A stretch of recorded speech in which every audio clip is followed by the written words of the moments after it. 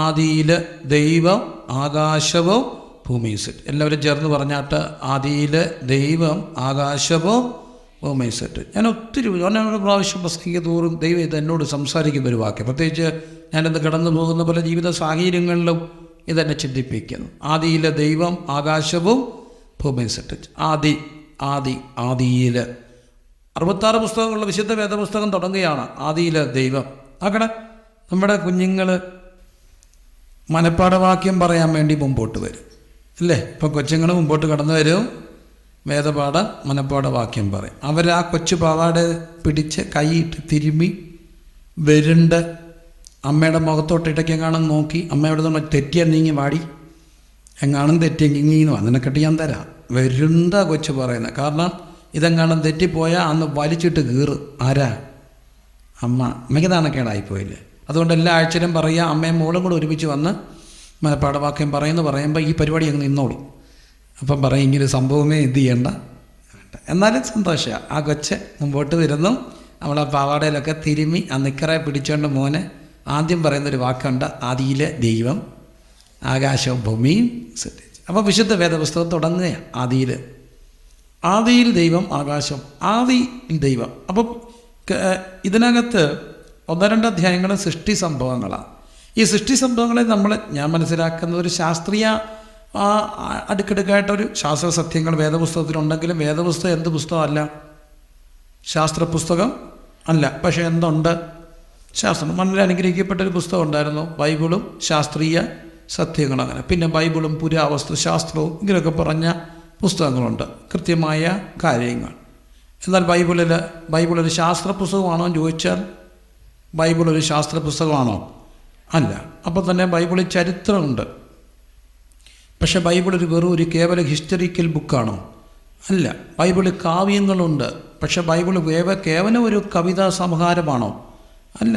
ആരെങ്കിലുമൊക്കെ കവിതാ സമാഹാരങ്ങൾ പോലെ ഒരു കവിതാ സമാഹാരമാണോ വേദപുസ്തകം? അല്ല. പക്ഷെ കാവ്യ പുസ്തകങ്ങൾ ഇതിനകത്തുണ്ട്. അപ്പോൾ വേദപുസ്തകം എന്ന് പറയുന്നത് അതിൻ്റെ സന്ദേശം നമ്മുടെ ഹൃദയത്തോട് സംവാദിക്കുക. അതിനകത്തിപ്പം പ്രവചനം വായിച്ചാൽ, ഹിസ്റ്ററി വായിച്ചാൽ, ഹിസ്റ്ററിക്കൽ വായിക്കുന്നോട് ഒത്തിരിയുണ്ട്. ഇസ്രായേലിൻ്റെ ചരിത്രവും ഒക്കെ ഇതിനകത്ത് ചരിത്ര പുസ്തകങ്ങൾ ഇതിനകത്തുണ്ട് അല്ലേ? ഇനിയൊന്നും വേണ്ട, കണക്കുകളില്ല. ഒരു സംഖ്യയുടെ പുസ്തകം പോലും ഇവിടെ ഉണ്ട്, വേദപുസ്തകത്തിലുണ്ട് ഇല്ലേ? സംഖ്യയുടെ പുസ്തകം. അപ്പോൾ ഈ പുസ്തകങ്ങളൊക്കെ വായിക്കുമ്പോൾ നമ്മൾ കേവലം ഇതിനെ ഒരു ചരിത്ര പുസ്തകമായിട്ടല്ല കാണേണ്ടത്. പിന്നെ എന്തായിട്ടാണ് കാണേണ്ടത്? ചരിത്രത്തിലിടപെട്ട ദൈവം നമ്മുടെ ചരിത്രത്തെ വ്യത്യാസപ്പെടുത്തുമെന്നുള്ള അറിവിൽ വേണം എപ്പോഴും വേദപുസ്തകം വായിക്കും. ശ്രദ്ധിച്ച്, ചരിത്രത്തിലിടപെട്ട ദൈവം നമ്മുടെ ചരിത്രത്തെ എന്തു ചെയ്യും? മാറ്റും. അപ്പോൾ ഈ ചിന്തയിൽ നമുക്ക് വേദപുസ്തകത്തിലേക്ക് വരാം. ആദിയിൽ ദൈവം. അപ്പം എനിക്കിത് ആ 1-2 അധ്യായം സൃഷ്ടിച്ച്, ഞാനിത് ശരിക്കും പറഞ്ഞാൽ ഈ ബിഗ് ബാങ് തിയറിയൊക്കെ ഉണ്ടായപ്പോഴാണ് ഈ 1-2 അധ്യായങ്ങൾ കൂടുതലായിട്ട് വായിക്കാൻ തുടങ്ങി. പക്ഷേ എനിക്കിതിനകത്തെല്ലാം ദൂതാകെ വന്നത്. കർത്താവ് എന്നോട് സംസാരിക്കുന്ന പോലെ തോന്നി. ആദിയിലെ ദൈവം. ആദി ദൈവം എന്ന് പറയുമ്പോൾ ജീവിതത്തിൻ്റെ ആദി ആർക്ക് കൊടുക്കണം? ദൈവത്തിനോട്. ഒരു ദിവസത്തിൻ്റെ ആദി ആർക്ക് കൊടുക്കണം എന്ന് പറഞ്ഞാൽ ഏറ്റവും നല്ലത് ആർക്ക് കൊടുക്കണം? ദൈവത്തിനോട്. ദിവസത്തിൻ്റെ ഏറ്റവും നല്ലത് ഏതാ? ഒരു ദിവസത്തിൻ്റെ ഏറ്റവും നല്ലത് ഏതാ? പ്രഭാതം. അതാർക്കുള്ളതാ? ദൈവത്തിന്. ഇനി പ്രഭാതം കഴിഞ്ഞ് മനുഷ്യൻ വിശ്രമിക്കുന്ന ഒരു സന്ധ്യയുണ്ട്. ആ രാത്രിയുണ്ട്. ആ രാത്രിയുടെ ഏറ്റവും നല്ലൊരു സമയം ഏതാ? സന്ധ്യയൊക്കെ സമയം. ആ സമയം വീട്ടിലോട്ട് വരും. എത്ര നാൾ താമസിക്കാൻ? 1000. അപ്പോൾ എത്ര ദിവസമാണ്? ഒരു ദിവസം. അപ്പോൾ ഏതൊരു തികയ്ക്കാതെ പോയ ഒരു ദിവസം ഉണ്ടല്ലോ ഈ ഭൂമിയിൽ മനുഷ്യനോടൊപ്പം ജീവിക്കാൻ കർത്താവ് ഇറങ്ങി വരും. പ്രത്യാശയുള്ള ദൈവമക്കൾ കർത്താവിനെ സ്തുതിച്ച്. എന്തിനാ ഇപ്പോൾ സ്വർഗത്തിൽ തന്നെ ഇരുന്നാൽ പോരെ, പിന്നെ എന്തിനാ ഭൂമിയിലോട്ട് വരുന്നത്? ഒരു ദിവസമെങ്കിലും പാപം സാധിപ്പിക്കാതെ പോയ, പിശാച് ചതിച്ചതുകൊണ്ട് നഷ്ടപ്പെട്ടു പോയ ഒരു ദിവസമെങ്കിലും ദൈവത്തോട്, മനുഷ്യനോട് കൂടെ ദൈവത്തിൻ്റെ കൂടാരം. ഞാൻ അവരുടെ ഇടയിൽ നടക്കും, അവർ എനിക്ക് ജനമായിരിക്കും, ഞാൻ അവരുടെ കണ്ണിൽ നിന്ന് കണ്ണീരെല്ലാം തുടച്ചു. പ്രത്യാശയുള്ള ദൈവമക്കൾ ഇന്ന് രാത്രി കർത്താവിനെ ഒന്ന് സ്തുതിച്ച്. ഇപ്പം നോക്കുക, ദൈവം ഒരു ദിവസം മനുഷ്യനോടൊപ്പം താമസം. എന്നിട്ട് നമ്മൾ ചിന്തിക്കണം, ആദി എന്ന് പറയുമ്പോൾ ഈ മനുഷ്യായുസ് വളരെ ക്ഷണം. 80 വയസ്സ് വരെ ജീവിച്ചാൽ എത്ര ദിവസമുണ്ട്?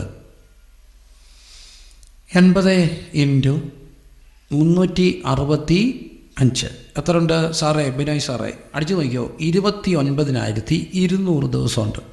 29,200 200 ദിവസമുണ്ട്. കേട്ടോ മക്കളെ, എത്ര ഉണ്ട്? 29,200 ദിവസമുള്ളൂ. അതിനകത്ത് ഈ 50 കഴിഞ്ഞാൽ കുറേ പേര് ഇവിടെ ഇരിപ്പുണ്ട്. ഇനി എത്ര ദിവസമുണ്ടപ്പോൾ? കുറച്ച് ദിവസമാണ്. അതിനകത്ത് ഈ ഭർത്താവ് 8-5 നമ്മുടെ മിനിമം ഇപ്പോഴത്തെ സമയത്തൊക്കെയാണ് കുറച്ചുകൂടെ, പണ്ടത്തെയൊക്കെ എന്ന് പറഞ്ഞാൽ 8-9 വയസ്സിൻ്റെ വ്യത്യാസമുണ്ട്. അപ്പോൾ ആ പുള്ളി നേരത്തെ പോവും. ഇഷ്ടപ്പെട്ടാലും ഇഷ്ടപ്പെട്ടില്ലെങ്കിലും പോവും. അപ്പോൾ ഇനി എത്ര ദിവസമുണ്ട്? 2 പേരും കൂടെ ഒരു സങ്കടം. അതിനിടയ്ക്ക് പുള്ളി ഗൾഫിലോ വർഷത്തിൽ 40 ദിവസമേ വരത്തുള്ളൂ. അങ്ങനെയാണ് ഇനി എത്ര ദിവസം ഉണ്ടെന്ന് വെച്ചാൽ. അതുകൊണ്ട് ഒരു ദിവസം പോലും പിണങ്ങല്ലേ. കാരണം ഇനി ഇത്രയും ദിവസവും ആ പിണങ്ങി കിടക്കുന്ന രാത്രി അറ്റാക്ക് വന്നാൽ എന്തോ എന്തൊരു കഷ്ടമായിരിക്കും. അതുകൊണ്ട് ഒരു ദിവസം പോലും എന്ത് ചെയ്യരുത്, പിണങ്ങരുത്. എത്ര ദിവസമുണ്ട് ഇനി ഒന്നിച്ച്? അല്ല, എനിക്കറിയാൻ വേണ്ടി ചോദിക്കുക എത്ര ദിവസമുണ്ട്. കുറച്ച് ദിവസമുള്ളൂ. ഇതിനിടയ്ക്ക് എണ്ണാനോ ഉള്ള പറ്റ എണ്ണാനോ ചുമ്മാ എണ്ണാനോ ഉള്ള ദിവസമുള്ളൂ. ഇത്രയല്ലേ ഉള്ളൂ. അതുകൊണ്ട് നമുക്കിങ്ങനെ അമൃതമൊക്കെ കഴിച്ച് അങ്ങ് ചിരഞ്ജീവിയായിട്ട് പണ്ടാരൻ്റെ കവിത എഴുതി, മുത്തച്ഛൻ ഇരിക്കുന്നു, മുത്തച്ഛന സ്കൂളിൽ ബെഞ്ചായിരിക്കുന്ന ഒരു ഓർമ്മയായിരുന്നു അല്ലേ. 500 വയസ്സുള്ള അപ്പൂപ്പന്മാരും ഇപ്പോൾ കുഞ്ഞായിട്ടിരിക്കുന്നു, അപ്പൂപ്പൻ അവനുണ്ട് കാലമില്ലാത്ത കാലം. ആരാ എഴുതിയേ? മറന്നുപോയി. ആരാ എഴുതിയേ? അന്ന് പഠിച്ചായിരുന്നു ഈ ഗതികേടി വരത്തില്ല. കാലമില്ലാത്ത കാലം. അത് അപ്പോൾ നമ്മൾ ഓർക്കുക, ആ ഒരു സമയമൊക്കെ ഭാവനയാണ്, അത് യാഥാർത്ഥ്യമൊന്നുമല്ല അല്ലേ. എല്ലാം കവിയുടെ ഭാവനയാണ്. മുത്തച്ഛൻ മുതുക്കൻ്റെ മുത്തച്ഛന് ഇരിക്കുക, 500 വയസ്സുള്ള അപ്പൂപ്പനെ ഇപ്പം ചിരിച്ചുകൊണ്ട് ഇരിക്കുക, നടക്കത്തില്ല. അപ്പം നമുക്ക് കുറച്ച് ദിവസമേ ഉള്ളൂ, എണ്ണാനുള്ള ദിവസമുള്ളൂ. അതുകൊണ്ടാണ് സംഗീതക്കാരൻ പറയുന്നത്, എൻ്റെ നാളിനെ എണ്ണാൻ എന്നെ ഉപദേശിക്കും. അപ്പം മനുഷ്യൻ്റെ ആയുസ് 70 ഏറെ ആയാൽ 80. അപ്പം ഈ 80 വയസ്സ് എങ്ങനെ കിട്ടിയെന്ന് ഒരു കഥ പോലെ ഒരു അച്ഛൻ പറയും. ഞാനിങ്ങനെ ഒരു ഇങ്ങനെ വണ്ടിയിൽ പോയപ്പോൾ ഒരു അച്ഛൻ്റെ പ്രസംഗം ചുമ്മാ കേട്ടപ്പോൾ ഒരു ഭയങ്കര രസം തോന്നി. നല്ല രസകരമായിട്ട് അതിങ്ങനെ ഒഴുകി ഇറങ്ങിയിരേ. ഞാൻ കേൾക്കാൻ പോയിരുന്നു. എനിക്കങ്ങ് ഭയങ്കര ഇഷ്ടം തോന്നി അച്ഛൻ പറഞ്ഞൊരു കഥ. സത്യം കഥയാണെങ്കിൽ പോലും കഥയിലൊരു സത്യമുണ്ട്. അതുകൊണ്ടല്ലേ ടി വിക്കകത്തൊക്കെ ഒരു പറയുന്ന ഇതില്ലേ, കഥയല്ലിത് ജീവിതമാണ്. കഥയല്ല കാണാറുണ്ടല്ലേ, കഥയല്ലിതൊരു അച്ചായനെ കൊച്ചു എന്ന് പോലീസ് വന്ന് കൊച്ചിനോട് ചോദിച്ചു, മോനെ അച്ചായൻ പോലീസിനെ വിളിച്ച് കിടക്കുക, മോനെ അച്ചായൻ എന്തിയാ ചോദിച്ചാൽ പറഞ്ഞു, അച്ചായൻ തട്ടുംപുറത്ത് പോലും ഇല്ലാതെ എന്ന് പറഞ്ഞാൽ എന്നാലും പെട്ട നല്ല കാര്യം. അത് കാണേണ്ടതാണ്. കാരണം ജീവിതമാണ്, കഥയല്ലിത് ജീവിതം. അപ്പോൾ ഈ കഥയ്ക്കകത്തൊരു സത്യമില്ലേ. ഞാൻ വൈദികം പറഞ്ഞൊരു കഥ, ഈ മനുഷ്യന് ആയുസ് കുറവായിരുന്നു. കുറഞ്ഞ് ഇങ്ങനെ താപ്പോട്ട് പൊയ്ക്കൊണ്ടിരുന്നപ്പോൾ മൃഗങ്ങളെല്ലാം കൂടി ദൈവസന്ധി തപസ്സിനെക്കുറിച്ച് നമുക്കൊത്തിരി കഥകൾ ഭാരതീയ ചീതകളിലൊക്കെ കാണാറുണ്ട്. അപ്പോൾ തപസ്സിരുന്നപ്പോൾ ദൈവം പ്രത്യക്ഷപ്പെട്ട് ചോദിച്ചു, മൃഗങ്ങളെ എന്താണ് ആവശ്യം, ആഗ്രഹം? അപ്പോൾ മൃഗങ്ങൾ പറഞ്ഞു, ഇങ്ങനെ മനുഷ്യർക്ക് ഇച്ചിട്ട് ആയുസ് കൊടുക്കണം, ഞങ്ങൾ അവരെ നല്ല സ്നേഹം, നല്ലവരവർ, പണ്ടത്തെ മനുഷ്യൻ്റെ കാര്യമാണ്. അപ്പം ദൈവം പറഞ്ഞു, അയ്യോ അങ്ങനെ കൊടുക്കാനൊക്കത്തില്ല, കൊടുത്തത് കൊടുത്തു പോയെന്ന് പറഞ്ഞു. അപ്പോൾ ഇനി എന്താ വഴി? ദൈവം പറഞ്ഞു, ഒരു നിർവാഹമില്ല, ഡിസപ്പിയറായി. വീണ്ടും മൃഗങ്ങൾ തപസ് തുറന്നു. അപ്പം ദൈവം പ്രത്യക്ഷപ്പെട്ടു, വീണ്ടും ഗത്യന്തരമില്ലാതെ സമ്മതിച്ചു, ഞാൻ തരാം, പക്ഷേ ഒരു കാര്യം, നിങ്ങൾക്ക് ഡൊണേറ്റ് ചെയ്യുമ്പം നിങ്ങളുടെ ആയുസിൽ നിന്ന് കുറേശ്ശെ മനുഷ്യന് കൊടുക്കുക, അങ്ങനെ മനുഷ്യൻ്റെ ആയുസിനെ ഒന്ന് പുതുക്കാമെന്ന് പറഞ്ഞു. മൃഗങ്ങൾ സമ്മതിച്ചു. കേട്ട മക്കളെ, കഥയല്ലേ, കുഴപ്പമൊന്നുമില്ല. അപ്പോൾ ആദ്യം മൃഗത്തിൻ്റെ ഇടയിൽ നിന്ന് ചാടി വന്നത് ഒരു കുരങ്ങാണ്. കുരങ്ങ് 10 വർഷം കൊടുത്തു. അതാണ് ഈ മനുഷ്യൻ്റെ ആദ്യത്തെ ആയുസ്. ആരെപ്പോലെ? കുരങ്ങനെ പോലെ. നിങ്ങൾ സമ്മതിച്ചില്ല, അമ്മ സമ്മതിക്കും. ആദ്യത്തെ 10 വർഷത്തിൻ്റെ സ്വഭാവം ആരെപ്പോലെ? കുരങ്ങനെപ്പോൾ. ഇരിക്കുന്നിരിപ്പ് എന്ത് ചെയ്യത്തില്ല, കാണത്തില്ല. വണ്ടി വരുന്നതും വരെ ഒരു കുഴപ്പമില്ല. വണ്ടി വരുമ്പോൾ എടുത്തൊരു ഒറ്റച്ചാട്ടം. വണ്ടിക്കാരൻ ചവിട്ടി നിർത്തി ആരെ ചീത്ത വിളിക്കും? കൊച്ചിനെയോ അമ്മയോ? അമ്മേ ചാകാനിറയിപ്പിക്കുക, തള്ളേ 2 ചീത്ത അവൻ ആരെ വിളിക്കും? അമ്മയെ വിളിക്കും അല്ലേ. എന്തോ ഒരു പാടാണ് ഈ പ്രായത്തിൽ വളർത്താൻ. ഞങ്ങളുടെ അവിടെ റോഡ് തിരുവല്ല റാന്നി മെയിൻ റോഡാണ്. അപ്പോൾ ഈ ഇറങ്ങി ഇങ്ങനെ വരിക, ആ വെള്ളമെല്ലാം കൂടെ അവിടെ വരും. അപ്പോൾ അവിടെ എപ്പോഴും ഗട്ടറാണ്. റോഡിൻ്റെ ചർച്ച് വീടും എല്ലാം കൂടെ അടുത്ത്. അപ്പോൾ ആ റോഡ് ഭയങ്കര ഗട്ടറാണ്, എപ്പോഴും അവിടെ ഗട്ടറാണ്. അപ്പോൾ ഞാനവിടുത്തെ ഒരു പ്രതിഷേധിക്കണം, വാഴ കുഴിച്ച് വെക്കണം, പ്രതിരോധിക്കണം എന്നൊക്കെ. പിന്നെ നമുക്കതൊന്നും ഒക്കത്തില്ല. അതുകൊണ്ടൊക്കെ ഇങ്ങനെ ഇരിക്കുമ്പോൾ വെള്ളം വന്ന് നിറഞ്ഞിരിക്കുക. കൊച്ചവനെ കാണുന്നില്ല. ഓടിച്ചെന്ന് തപ്പിയപ്പം തണ്ട് അവിടെ നിന്ന് കിട്ടി. എവിടെ നിന്നറിയാം? സ്വിമ്മിംഗ് പൂളിൽ കിടക്കുക നടു റോഡി ഡോക്ടറിനകത്ത്. അയ്യോ, അവനെ വലിച്ചു നോക്കുമ്പോൾ പാണ്ടിലൂരി വന്ന് മണ്ടേ കൂടെ കയറിപ്പോത്തില്ലേ. അവൻ്റെ കുറ്റമല്ല, പ്രായം ആരുടേതാ? കുരങ്ങൻ്റെത്. മുറ്റത്തൊരു സ്നാനക്കുളമുണ്ട്. സ്നാനപ്പെട്ട് കഴിഞ്ഞപ്പോൾ അന്ന് ഗ്രില്ലില്ലായിരുന്നു, പിന്നെ ഗ്രില്ല് വെച്ച്. അപ്പോൾ ഇവന്മാരൊരു 5, 6 ആ ഒരു പ്രൈസ്, ഒരുത്തിന് 4, അവനെല്ലായിരുന്നു. പെട്ടെന്ന് തോന്നി ഇവന്മാരെ നോക്കണം, നല്ല ആരാധനയ്ക്കിടെ. ചെന്നപ്പം തണ്ട് മൂത്തവൻ 5-6 വയസ്സ്, അവൻ വെള്ളത്തിൽ ഇത്രയും പൊക്കത്തിൽ നിൽക്കുക.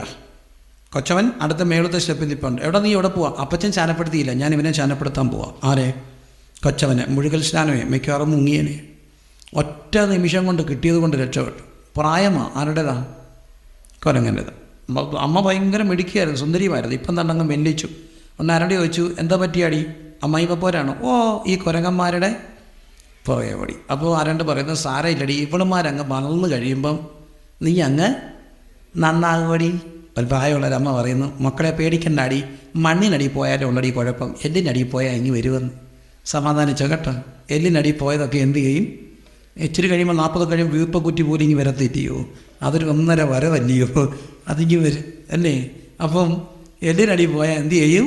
വരും. എന്താ കാര്യം? ഒരു പ്രായമാണ്. ആ പ്രായം ആരുടേതാ?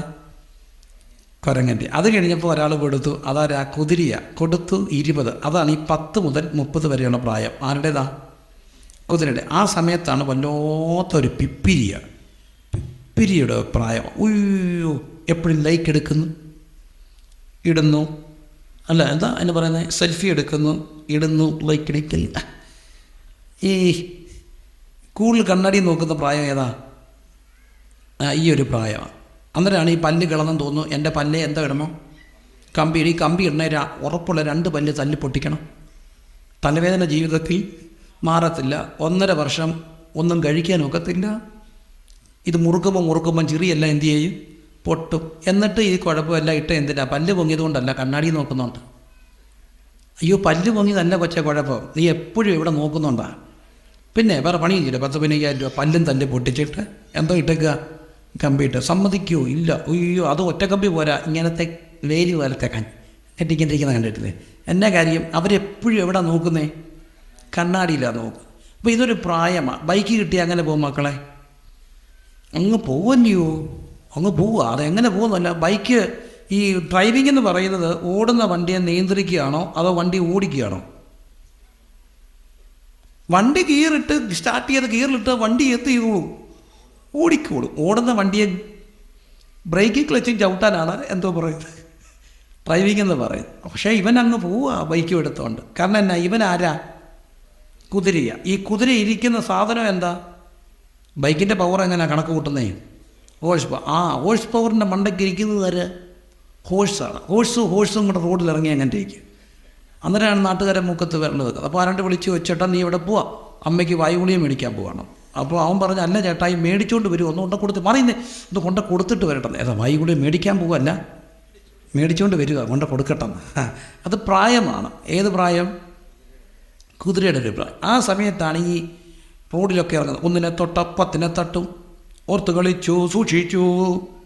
ഈ പോലീസിൻ്റെ അടി പേടിക്കുന്നതല്ല ഈ കുതിരയാണ്. മറ്റേ സെക്രട്ടറി എന്നെ എവിടെ നിൽക്കുമെന്നറിയാം? ഏറ്റവും പുറകെ നിൽക്കും. ഓർത്ത് കളിച്ചു, സൂക്ഷിച്ചു, അടി മേടിക്കൂ? ഇല്ല. പാവങ്ങൾ ഇഷ്ടംപോലെ തല്ല് മേടിക്കും. ഈ തല്ല് മേടിക്കുന്നതും അടി ഉണ്ടാക്കുന്നതും പ്രണയം പൂത്തൊലയുന്നതും എല്ലാം ഏത് പ്രായമാണ്? കുതിരപ്രായം. ആ കുതിരപ്രായം എപ്പം കൊണ്ട് തീരും? 30 കൊണ്ട് തീരും. തീർന്നോ? അപ്പോൾ ആയുസ് ഇല്ല, 70 വരെ 80 വരെ പോകണ്ടേ. അപ്പോൾ ഒരാൾ മുമ്പോട്ട് വന്നു, അതാണ് കഴുത. കൊടുത്തു 30. അതാണ് ഈ 30 മുതൽ 60 വരെയുള്ള പ്രായം. ആര് തന്നതാ? കഴുത. നാം ഉൾപ്പെടെ കുറേ ഡാഷുകൾ ഇവിടെ ഇരിപ്പുണ്ട് ആ ഒരു പ്രായത്തിൽ ഇല്ലേ? ആര് തന്ന പ്രായമാണ്? കഴുത. കഴുതയുടെ സ്വഭാവം എന്തുവാ? വലിക്കുക. അയ്യോ, വലിച്ച് എട്ടപ്പാട് തെറ്റും. രാവിലെ മുതൽ എത്ര മണി വരെ? എത്ര മണി വരെ വലിക്കും? ഒന്ന് ഓർത്ത് നോക്കിക്കുക, എത്ര മണി വരെ വലിക്കും? 9 ആരാപ്പാ ലൈറ്റ് ഓഫ് ചെയ്തേ? 10. എല്ലാവരും കിടന്നാലും ഒരാൾ കിടക്കത്തില്ല. ആരാ? അമ്മ. എവിടാ? എത്ര മണി വരെ? സത്യം പറ. 11. തീരത്തില്ല. ഒരു തീരവും. അടിക്ക് മഴയ്ക്ക് ഇങ്ങനെ നിൽക്കും. അപ്പോൾ അച്ചായൻ വലിച്ചിട്ടിട്ട് പോകണമെന്നേ. അത് വൃത്തിയാൻ കൂടിയാൽ ജീവിക്കാനേ ഒക്കത്തില്ല. അവിടെ എങ്ങനെ കിടക്കട്ടെ, രാവിലെ എങ്ങനെ ചെയ്യാൻ നോക്കണം. അപ്പോൾ ഒന്നുമില്ല, കുറേ പൂച്ചയെങ്കിലും അതൊക്കെ വന്നിട്ട് കഴിച്ചിട്ടൊക്കെ പോട്ടത്. പക്ഷേ നമ്മളിങ്ങനെ വൃത്തിയാക്കി എവിടെ നിൽക്കും? അടുക്കള നിൽക്കും. രാവിലെ എഴുന്നേൽക്കുന്ന അലാറം വെച്ച് ഉണരുന്ന ആരാ? അമ്മയാണ്. പിന്നെ വലിയൊരു യുദ്ധക്കളമാണ് രാവിലെ ഒരു 7:30-8 മണി വരെ. പിള്ളേരെ എന്തോ ചെയ്യണം? സ്കൂളിൽ വിടണം. എഴുന്നേക്കുമോ നീയൊക്കെ? എഴുന്നേക്കടി. അതിനിടയ്ക്ക് അടുക്കള ഇങ്ങോട്ട് വരുന്നു. പിന്നെ എനിക്കാണെങ്കിൽ എൻ്റെ വീട്ടിൽ 5 എണ്ണത്തെ രാവിലെ ഇവിടെ ഉണ്ട്. എൻ്റെ ബഹളപ്പാ. ഞാൻ ലൈറ്റായിട്ടേ ചെല്ലത്തുള്ളൂ. ഞാനിതൊന്നും അറിയാത്ത പോലെ കിടക്കും. അവസാനം മനസാക്ഷി വേണം മനുഷ്യ, ശകലമെങ്കിലും കേട്ടോ. സങ്കടം കൊണ്ട് പറയും. എന്നിട്ട് രാവിലെ എന്നെ ഓർപ്പിക്കും, എന്താ വേണം? മനസാക്ഷി. ഞാൻ പറയും, മനസാക്ഷി ഉണ്ടെങ്കിൽ എനിക്ക് ഉറങ്ങാനൊക്കെ. മനസാക്ഷി അതുകൊണ്ട് കുറേ നേരത്തേക്ക് ഞങ്ങൾ മരവിപ്പിച്ചേക്കുക. കേരളം രാവിലെ നമ്മുടെ വിദ്യ ഓടണ്ട, അവൾ ഓടണം, കഷ്ടമുണ്ട് ദൈവമേ. അതിനിടയ്ക്ക് കൊച്ചവനെ ഒരുക്കി ടൈയും ഷൂസും കെട്ടിയപ്പം കാണുന്നില്ല. അതാണ്ട് ഷൂസും ടൈയും എല്ലാം കെട്ടി സോഫയെ കിടന്ന് സുഖമായിട്ട് എന്ത് ചെയ്യുക? ഈ എന്തൊരു കഷ്ടമാണ്. അത് കഴിഞ്ഞ് വരുമ്പോഴത്തേന് അടുത്താൾക്ക് കാപ്പി കൊടുക്കണം, ഉച്ചയ്ക്ക് ചോറ് കൊടുക്കണം. പണ്ടൊക്കെ എളുപ്പമായിരുന്നു. ഒരു കലം ചോറ് വെച്ചാൽ രാവിലെ കഞ്ഞി, ഉച്ചയ്ക്ക് ചോറ്, വൈകിട്ടത് വീണ്ടും കഞ്ഞി, രാവിലെ അത് പഴങ്കഞ്ഞി. ഇപ്പോഴത്തെയൊക്കെ ഫ്രഷ് കഴിക്കത്തേ ഉള്ളൂ. അങ്ങനെ വെച്ച് കൊടുക്കാൻ ഒക്കുമോ? ഇല്ല. 4 മണിക്ക് പൊരിച്ചത് കൊടുക്കണം, പിന്നെ വൈകിട്ട് മറ്റേ കൊടുക്കണം. എല്ലാം കഴിയുമ്പോഴത്തേന് ഒരു പരുവാണ്. പിന്നെ 10 മണി ആകുമ്പോഴത്തേനും എല്ലാം കിടന്ന് കഴിയുമ്പോഴത്തേക്കും നമ്മൾ അടുക്കള നിൽക്കുമ്പോൾ അങ്ങേര് തുടങ്ങുമ്പോൾ അവർക്ക് കയറാൻ നേരമില്ല. പിന്നെ അവസാനം വരുമ്പം താണ്ടി നൈറ്റിയെ മുഴുവൻ എന്താ ചെളിയാ. കുളിച്ചോ? ഇല്ല. കുളിക്കാത്ത ജന്തു, വൃത്തി കട്ടത്. എന്നിട്ട് അങ്ങോട്ട് പോയി കിടക്കുമ്പോൾ എന്തോ വിളിക്കും, ഇഷ്ടംപോലെ കേക്ക് രാവിലെ നീക്കി അറിയത്തേ. കഷ്ടമുണ്ട്. ഇതൊരു പ്രായമാണ്. എത്ര വയസ്സ് വരെ? 30 വരെ. ഇതിനിടയ്ക്ക് മൂത്ത കൊച്ചു കെട്ടി ആ കൊച്ചിനെ കൊച്ചിനെയും കൊണ്ടെത്തന്നു. എൻ്റെ അമ്മയല്ലയോ. നമ്മളടുത്ത് സ്നേഹമാണ്. സത്യമായിട്ട് ഇത് സ്നേഹമാണോ? ഞാൻ ചോദിച്ചോട്ടെ, ഒരമ്മയ്ക്ക് പക്ഷാഘാതം വന്ന് തളർന്ന് കിടക്കുക, ആ അമ്മയെ ഗൾഫിൽ കൊണ്ടുപോയില്ലയോ? എൻ്റെ അമ്മ എൻ്റെ കൂടെ ഗൾഫിൽ വരണേ, എൻ്റെ ഒരു ആഗ്രഹമല്ലയോ? വയ്യാത്ത അമ്മയെ കൊണ്ടുപോയില്ലയോ? എവിടെ? അമ്മ ഇങ്ങോട്ട് വരണമെന്ന് പറഞ്ഞാൽ വരണ്ട. അമ്മയെ വല്ലതും പറ്റിപ്പോയെങ്കിൽ ഫ്ലൈറ്റ് ചാർജ് ഭയങ്കര, ശവം കൊണ്ടിരണമെങ്കിൽ. അതുകൊണ്ട് ദൈവത്തെ ഓർത്ത് അമ്മ ഇപ്പോൾ എന്ത് ചെയ്യണ്ട, വരണ്ട. അപ്പോൾ ആരോഗ്യമുള്ള അമ്മ മതിയല്ലോ. സത്യം മക്കളെ, ആരോഗ്യമുള്ള അമ്മയെ മതി. ആരോഗ്യമില്ലാത്ത എത്ര അമ്മയെ കെട്ടിവഴിച്ച് കൊണ്ടുവന്നുണ്ട്? ആരും കൊണ്ടുപോകത്തില്ല. വളരെ അപൂർവമായിട്ടും എല്ലാം കൊണ്ടുപോയാൽ ഒറ്റ ആഴ്ച കൊണ്ട് തിരിച്ച് കയറ്റിവിടും. അപ്പം ഇതെല്ലാം അവർക്ക് നോക്കാനാ. അപ്പോൾ തന്നെ എത്രയായി? 60ആയി. അപ്പോൾ ഒരാൾ മുമ്പോട്ട് വന്ന് പെരുമ്പാമ്പ കൊടുത്തു 20. അതാണ് ലാസ്റ്റിലെ പ്രായം. 60 മുതൽ 80 വരെയുള്ള പ്രായം. പെരുമ്പാമ്പിൻ്റെ സ്വഭാവം നമുക്കറിയാമോ?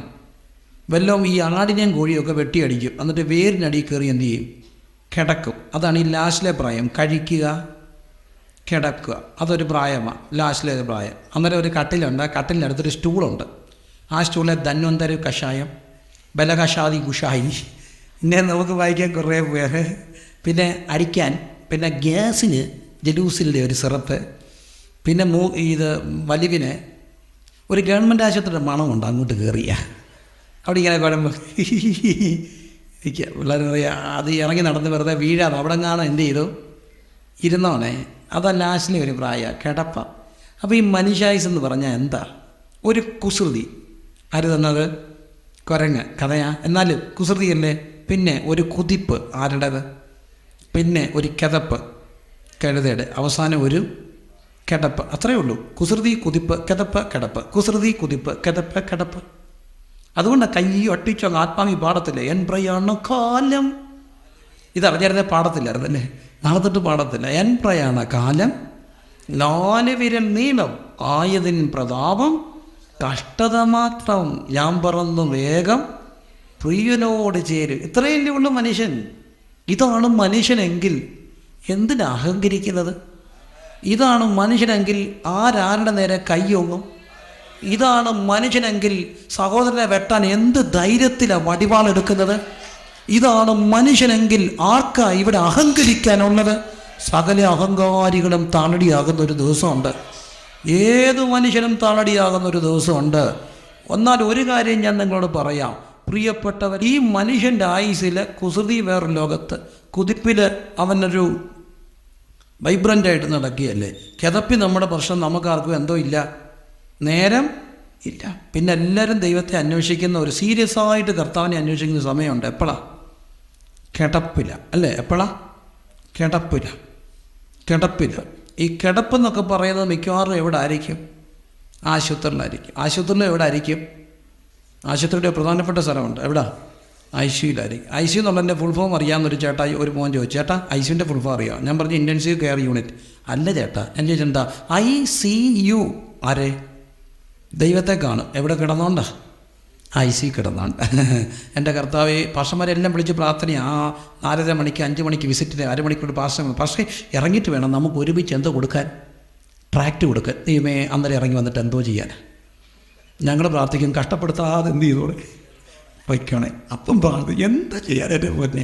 അപ്പോഴാണോ ഇത് അന്വേഷിക്കേണ്ടത്? അല്ല, ഇത് അന്വേഷിക്കേണ്ട ഒരു പ്രായമുണ്ട്. അതറിയാമോ? കുതിപ്പിൽ കർത്താവിനെ അന്വേഷിക്കും.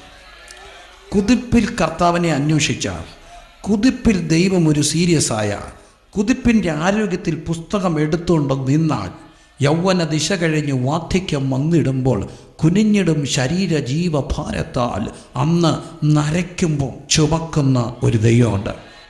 നരയ്ക്കുമ്പം ചുമക്കുന്ന ഒരു ദൈവമുണ്ട്. യൗവന ദിശ കഴിഞ്ഞു വാർദ്ധക്യം വന്നിടുമ്പോൾ കുനിഞ്ഞിടും ശരീരജീവഭാരത്താ, അപ്പോഴും വിടില്ലവൻ നടത്തും അന്ത്യത്തോളവും വയ്ക്കുക നിൻ ഭാരമാവ്. കരമടിച്ച് പാടിയേ വയ്ക്കുക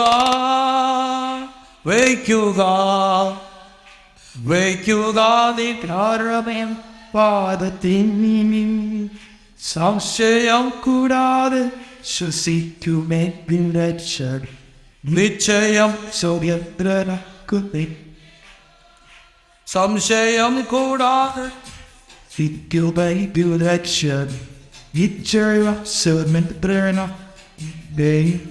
ഓ യൗവനാദിശ കഴിഞ്ഞു വാർദ്ധക്യം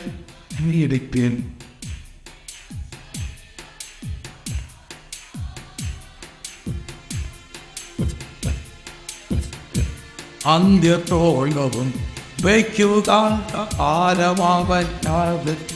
ഹല്ലേലൂയ. വയ്ക്കുക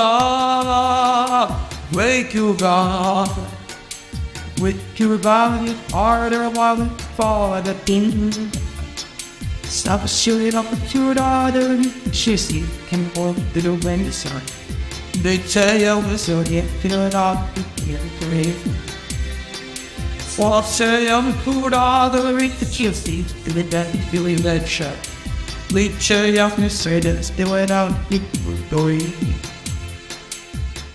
ഇതന്നെ മനുഷ്യൻ. ഒരു കുസൃതി, ഒരു കുതിപ്പ്, ഒരു കിതപ്പ്, ഒരു കിടപ്പ്.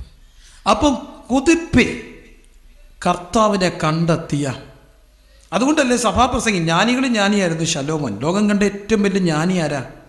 ശലോമോൻ.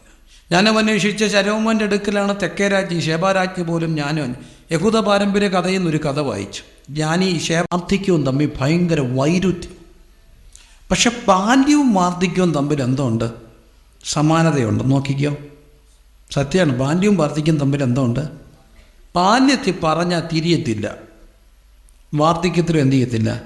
തിരിയത്തില്ല. ബാല്യത്തിൽ പിടിച്ചോണ്ട് നടക്കും, വാർദ്ധക്യത്തിൽ പിടിച്ചോണ്ട് നടക്കും. വാർദ്ധക്യത്തിൽ കൊച്ചുമോനെ അപ്പച്ചൻ പിടിച്ചോണ്ട് നടക്കും, കുഞ്ഞിനെ അപ്പച്ചൻ പിടിച്ചോണ്ട് നടക്കും. അപ്പച്ചന് പ്രായമാകുമ്പോൾ അപ്പച്ചനെ ആര് പിടിച്ചോണ്ട് നടക്കും? കൊച്ചുമക്കൾ പിടിച്ചോണ്ട് നടക്കും. വാർദ്ധക്യത്തിൽ കോൺട്രാസ്റ്റാ? അല്ല, സമാനതകളാണ്. ബാല്യത്തിൽ വഴക്ക് പറഞ്ഞപ്പോൾ ഇത് വേണം കഴിപ്പിക്കാൻ, വാർദ്ധക്യത്തിലും എന്തോ വേണ്ട?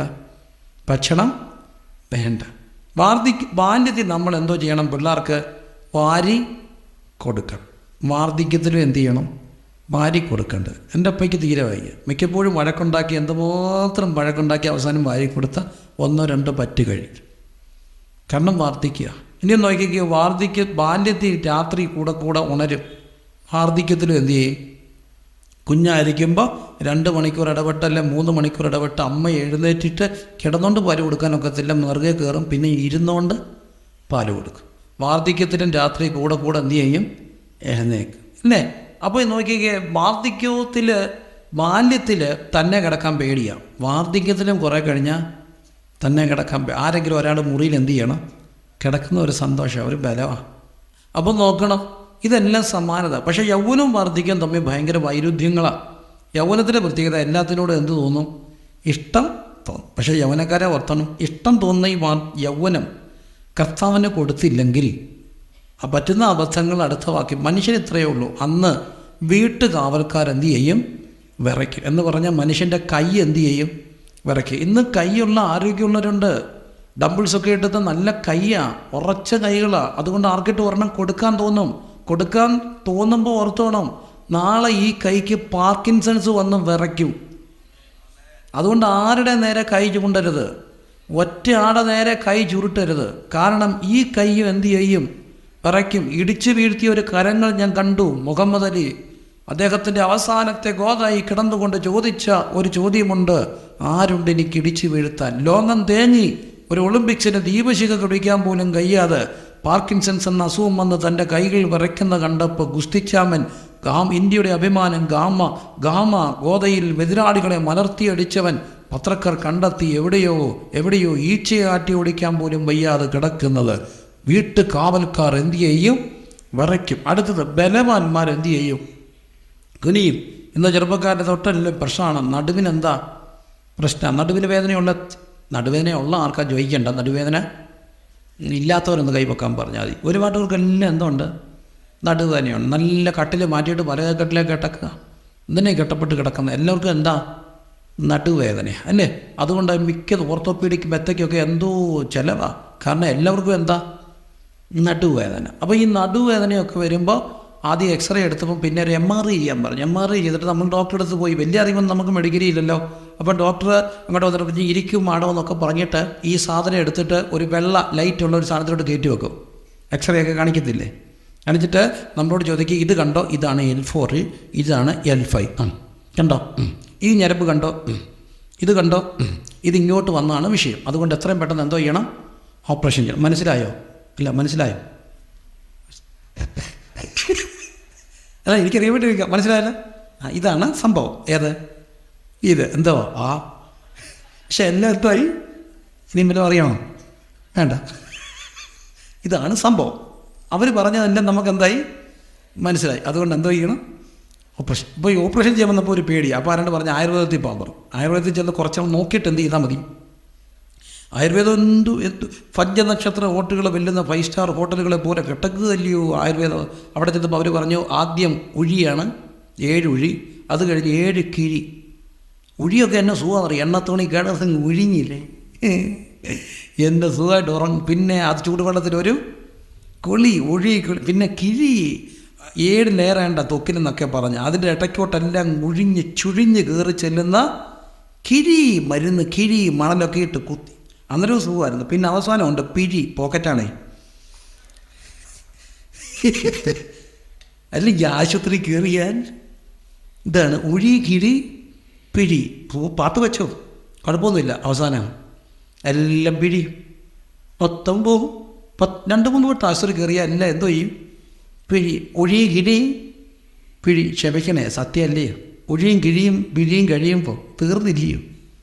അത്രയേ ഉള്ളൂ. അപ്പോൾ നോക്കണം, ബലവാന്മാർ എന്ത് ചെയ്യും, കുനിയും. അരയ്ക്കുന്നവർ ചുരുക്കമാകിയാൽ അതെന്താ, പല്ലെന്ത് ചെയ്യും, പൊഴിയും. പിന്നെ അടുത്തത് അരയ്ക്കുന്ന ശബ്ദം മന്ദമാകും. കിളിവാതിൽ കൂടെ നോക്കുന്നവർ അന്ധന്മാരാകും. തെരുവിലെ കഥകൾ എന്ത് ചെയ്യും, അടയും. കിളിവാതിൽ കൂടെ നോക്കുന്നത് ഭയങ്കര അസുഖമാണ്. കേരളത്തിൻ്റെ ഏറ്റവും വലിയ പ്രശ്നമാണ് ഡയബറ്റിക് ആദ്യം ബാധിക്കുന്ന 2 അവയവങ്ങളുണ്ട്. ഒന്ന് എന്തൊക്കെയാണ്, കണ്ണും കിഡ്നിയും അല്ലേ, ഡയബറ്റിക് റെറ്റിനോപ്പതി. പിന്നെ കണ്ണി പ്രഷർ, ഞരമ്പ് ചുരുങ്ങുന്നു. തെരുവിലെ കഥകൾ എന്ത് ചെയ്യും, അല്ല കിളിവാതിൽ കൂടെ നോക്കുന്നവരെ അന്തം. ഇന്നെല്ലാം അൺലിമിറ്റഡ് ജിയോ സിമ്മിനകത്ത് കയറി കുത്തിപ്പിടിച്ചിരുന്ന് കാണുക. അൺലിമിറ്റഡ് കണ്ട് രാത്രി മുഴുവൻ പകലാൾക്ക്. കുറേ കഴിയുമ്പോൾ ഒന്നും കാണണ്ട, അങ്ങനെ എല്ലാം വെളുത്തിരിക്കും. മൊത്തം എന്ത് ചെയ്യും, കിളിവാതിൽ കൂടെ നോക്കുന്നവരെല്ലാം എന്താകും, പിന്നെ തെരുവിലെ കഥകളെല്ലാം എന്ത് ചെയ്യും, അതെന്താ. ഇന്ന് പിള്ളേരെല്ലാം നോക്കിക്കുക മക്കളെ, ഒരു ഫോണും ഉണ്ട്, ഒരു വണ്ടിയും ഉണ്ട്, ഒരു വയറും ഉണ്ട്. അതെല്ലാം എവിടെ ഇരിക്കുക, ഈ ചെവിക്കകത്ത് കേൾക്കുന്ന എന്താ? കൃപയേറും കർത്താവിലെ വിശ്വാസമാണോ? ഒന്നുമല്ല. പിന്നെ ഭയങ്കര ഇടിയാണ്, ഡണ്ടോ അല്ലയോ, ഡുണ്ടോ ഡിൻഡോ ഡിൻഡോ ഡിൻഡോ ഡിൻഡോ എന്നുള്ള ഇടിയുള്ള പാട്ടുകളാണ്. ഈ ഇടിയുള്ള പാട്ടെല്ലാം കേട്ട് എന്തോ പോകും, തെരുവിലെ കഥകളെല്ലാം അടയും. പിന്നെ നോക്കിക്കേ, അരയ്ക്കുന്ന ശബ്ദം മന്ദമാകും. പക്ഷികളുടെ ശബ്ദത്തെങ്കിൽ എന്ത് ചെയ്തു പോകും? ഉണർന്നു പോകും. പക്ഷിയുടെ ശബ്ദത്തെ ഉണർന്നു പറഞ്ഞാൽ ഇത് വലിയൊരു വൈരുദ്ധ്യമാണ്. പിള്ളേർ ഇപ്പോൾ അവധിയല്ലയോ, നേരം വെളുത്താൽ എന്ത് ചെയ്യത്തില്ല? എഴുന്നേക്കത്തില്ല. വിളിച്ചില്ലേ എത്ര മണി വരെ കിടക്കാടാ? രാവിലെ അമ്മ വിളിച്ചില്ലേ എത്ര മണി വരെ കിടക്കാം? സത്യം പറ. 9 മോട്ട ഇച്ചിരി സത്യം പറ. സ്നേഹത്തെ സ്പീക്ക് ട്രൂത്ത് ഇൻ ലവ്. ഒരു 12-11 മണി വരെ കിടക്കത്തില്ലേ? 11 മണിയൊക്കെ ഇങ്ങനെ ഈത്തയൊക്കെ മാറ്റി എഴുന്നേറ്റ് വരും, മര്യാദയില്ല അല്ലേ? അവരെല്ലാം ഉറങ്ങിക്കോണം കേട്ടോ. ഇപ്പോൾ ഉറങ്ങണേ, കുറേ കഴിയുമ്പോൾ 2 മണിയാകുമ്പോൾ എഴുന്നേറ്റിരി. മക്കളെ നേരം വെളുത്തോടി, നമുക്ക് പോയേക്കാം, കുറ്റമല്ല. രാവിലെ എന്ത് ചെയ്യും? ഉണരും. ഈ ഉണർന്ന ഒരു കുഴപ്പമുണ്ട്. ഈ ഉണർന്നവർക്കൊരു പ്രശ്നം എന്നാണെന്നറിയാമോ? ഏറ്റവും ദേഷ്യം ആരെ കാണുന്നേ? ഉയ്യോ, 2 കൂട്ടർക്ക് ദേഷ്യമെന്നാണ് പറയുന്നത്. അത് സത്യമല്ലേ? ഈ ഉറങ്ങുന്നവരെ കാണുന്നതും കുളിച്ചവർക്ക് കുളിക്കാത്തവർ, ഒരിക്കലും കുളിക്കാത്ത ചേട്ടായി ഒന്ന് കുളിച്ച് പോയെങ്കിൽ അന്ന് വലിയ പ്രശ്നമായിരിക്കും. കാരണം പുള്ളി എന്ത് ചെയ്തു? കുളിച്ചാൽ പിന്നെ കുളിക്കാത്തവരെ കാണുന്നതും ഉണർന്നവർക്ക് ഉണർന്നു കഴിഞ്ഞാൽ പിന്നെ ഈ അപ്പച്ചൻ എന്തോ ചെയ്യും? അപ്പച്ചൻ കഥ തുറക്കും, കഥ അടയ്ക്കും, ലൈറ്റ് ഇടും, ലൈറ്റ് ഓഫ് ആക്കും, ടപ്പ് തുറക്കും, ടപ്പ് ഉടയ്ക്കും, കഥ തുറക്കുന്ന ശബ്ദം ഉണ്ടാക്കും. എന്തിനാ? ഉണരാ.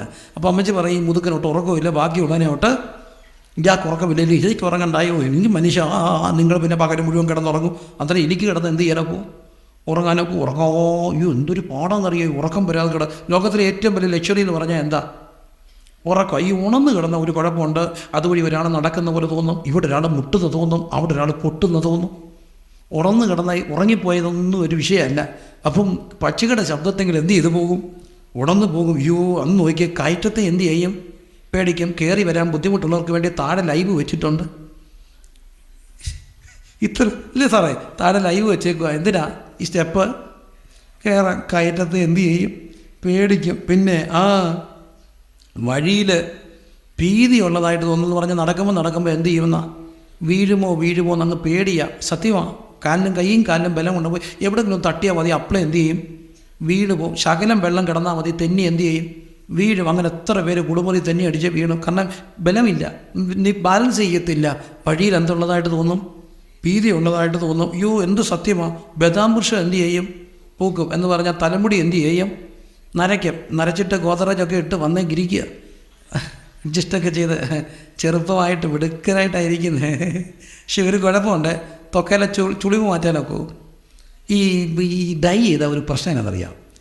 ഡൈ ചെയ്ത ഒരു പ്രശ്നം, ഞാൻ കണ്ടൊരു പ്രശ്നം, ഞാനതുകൊണ്ടാണ് ചെയ്യാത്തത്. ഈ ചെയ്തു വേണേൽ വൃത്തിയായിട്ട് എന്ത് ചെയ്യണം?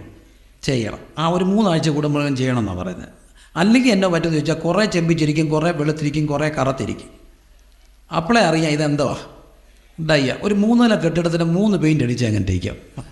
ഇതുപോലെ ഒരു ലെയറായിട്ട് ഓരോ കളറായിട്ടിരിക്കുക, ചെമ്പിച്ച് കറുത്ത് വെളുത്ത്.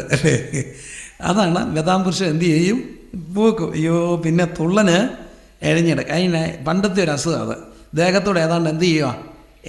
എഴത്തില്ല അസുഖം. ഇന്നിപ്പോൾ നല്ല ലോഷനും ക്രീമും ഒക്കെ ഉള്ളത് കൊണ്ട് അത്രയും അത് ഫീൽ ചെയ്യത്തില്ല. പണ്ട് സ്കിൻ ഡ്രൈ ആകുമ്പോൾ തുള്ളനെ ഇഴഞ്ഞടക്കും, ഇഴച്ചിൻ്റെ അസുഖം. പിന്നെ രോചനക്കൂര് എന്ത് ചെയ്യാതെ വരും.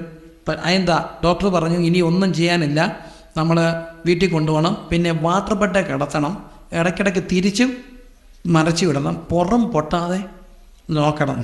വരവില്ലേ? ആ വരവിൻ്റെ പേരാണ് രോചനക്കുരു. അയ്യോ രോചനക്കുരു വലിക്കാതെ വരും. താഴോട്ട് നോക്കുക, 6 പക്കം വെള്ളിച്ചരട് അറ്റുപോകും. എന്താ? പെട്ടെന്ന് BP കൂടുന്നു, പൊട്ടി. എന്താ? ഞരമ്പ്, വെള്ളിച്ചരട് അറ്റുപോകും. പൊൻകിണ്ണം തകരം, കിഡ്നി ഉടഞ്ഞു പോകും. പിന്നെ ഉറവെങ്കിലെ ചക്രം ഉടയും. അയ്യോ ഒരുപാട് വേർക്കുന്നു. ഞാൻ ഇടയ്ക്ക് രാത്രി ഒരു ഹോസ്പിറ്റലിൽ നിൽക്കുമ്പോൾ ചെറുപ്പക്കാരൻ, എൻ്റെ ദൈവം ഇങ്ങനെ മനുഷ്യനെ വേർക്കും. അയ്യോ ഞെട്ടിപ്പോയി, അങ്ങ് വേർക്ക് ഒഴുകുക. എന്തുവാ അറ്റായിക്ക ഒരുപാട് വേർക്കുക. കൈ അരച്ച് തീരുന്ന പോലെ, ചങ്ക് കുത്തി കീറുന്ന പോലെ. എന്തോ ഉടയുക? ഉറവെങ്കിലെ ചക്രം, കുട ഉടയുക. ഇതാണ് മനുഷ്യൻ. എൻ്റെ പൊന്നപ്പ, ഇത്രയേ ഉള്ളൂ മനുഷ്യൻ. ഇതാണ് മനുഷ്യനെങ്കിൽ ഒന്നിലും നെകളിക്കരുത്, ഒന്നിലും അഹങ്കരിക്കരുത്.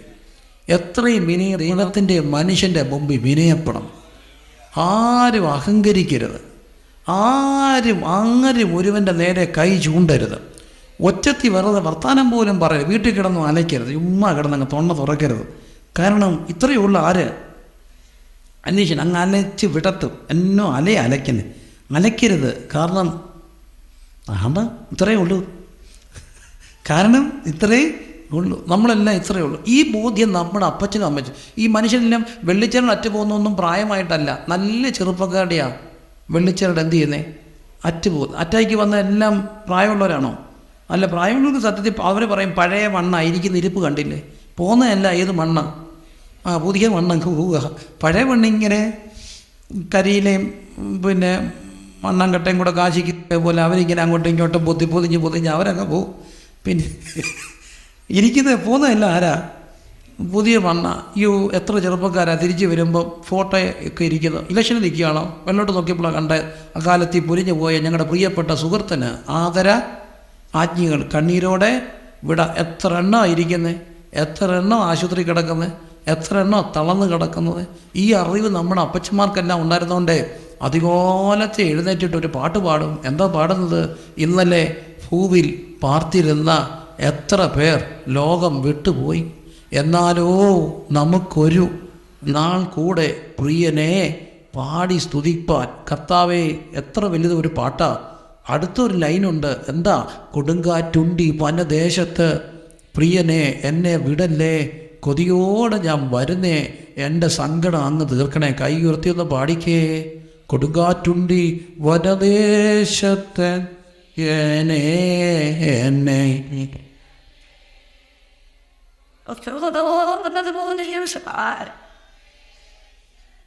പ്രിയനെ എന്നെ വീടല്ലേ, കൊതിയോടോ ഞാൻ.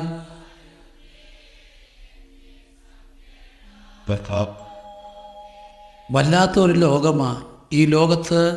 ഒരു കാര്യം മാത്രമേ ഉറപ്പുള്ളൂ, ആദ്യ ദൈവത്തിന് കൊടുത്താൽ അന്ത്യത്തിലും ചുമക്കുന്നൊരു ദൈവമാണ്.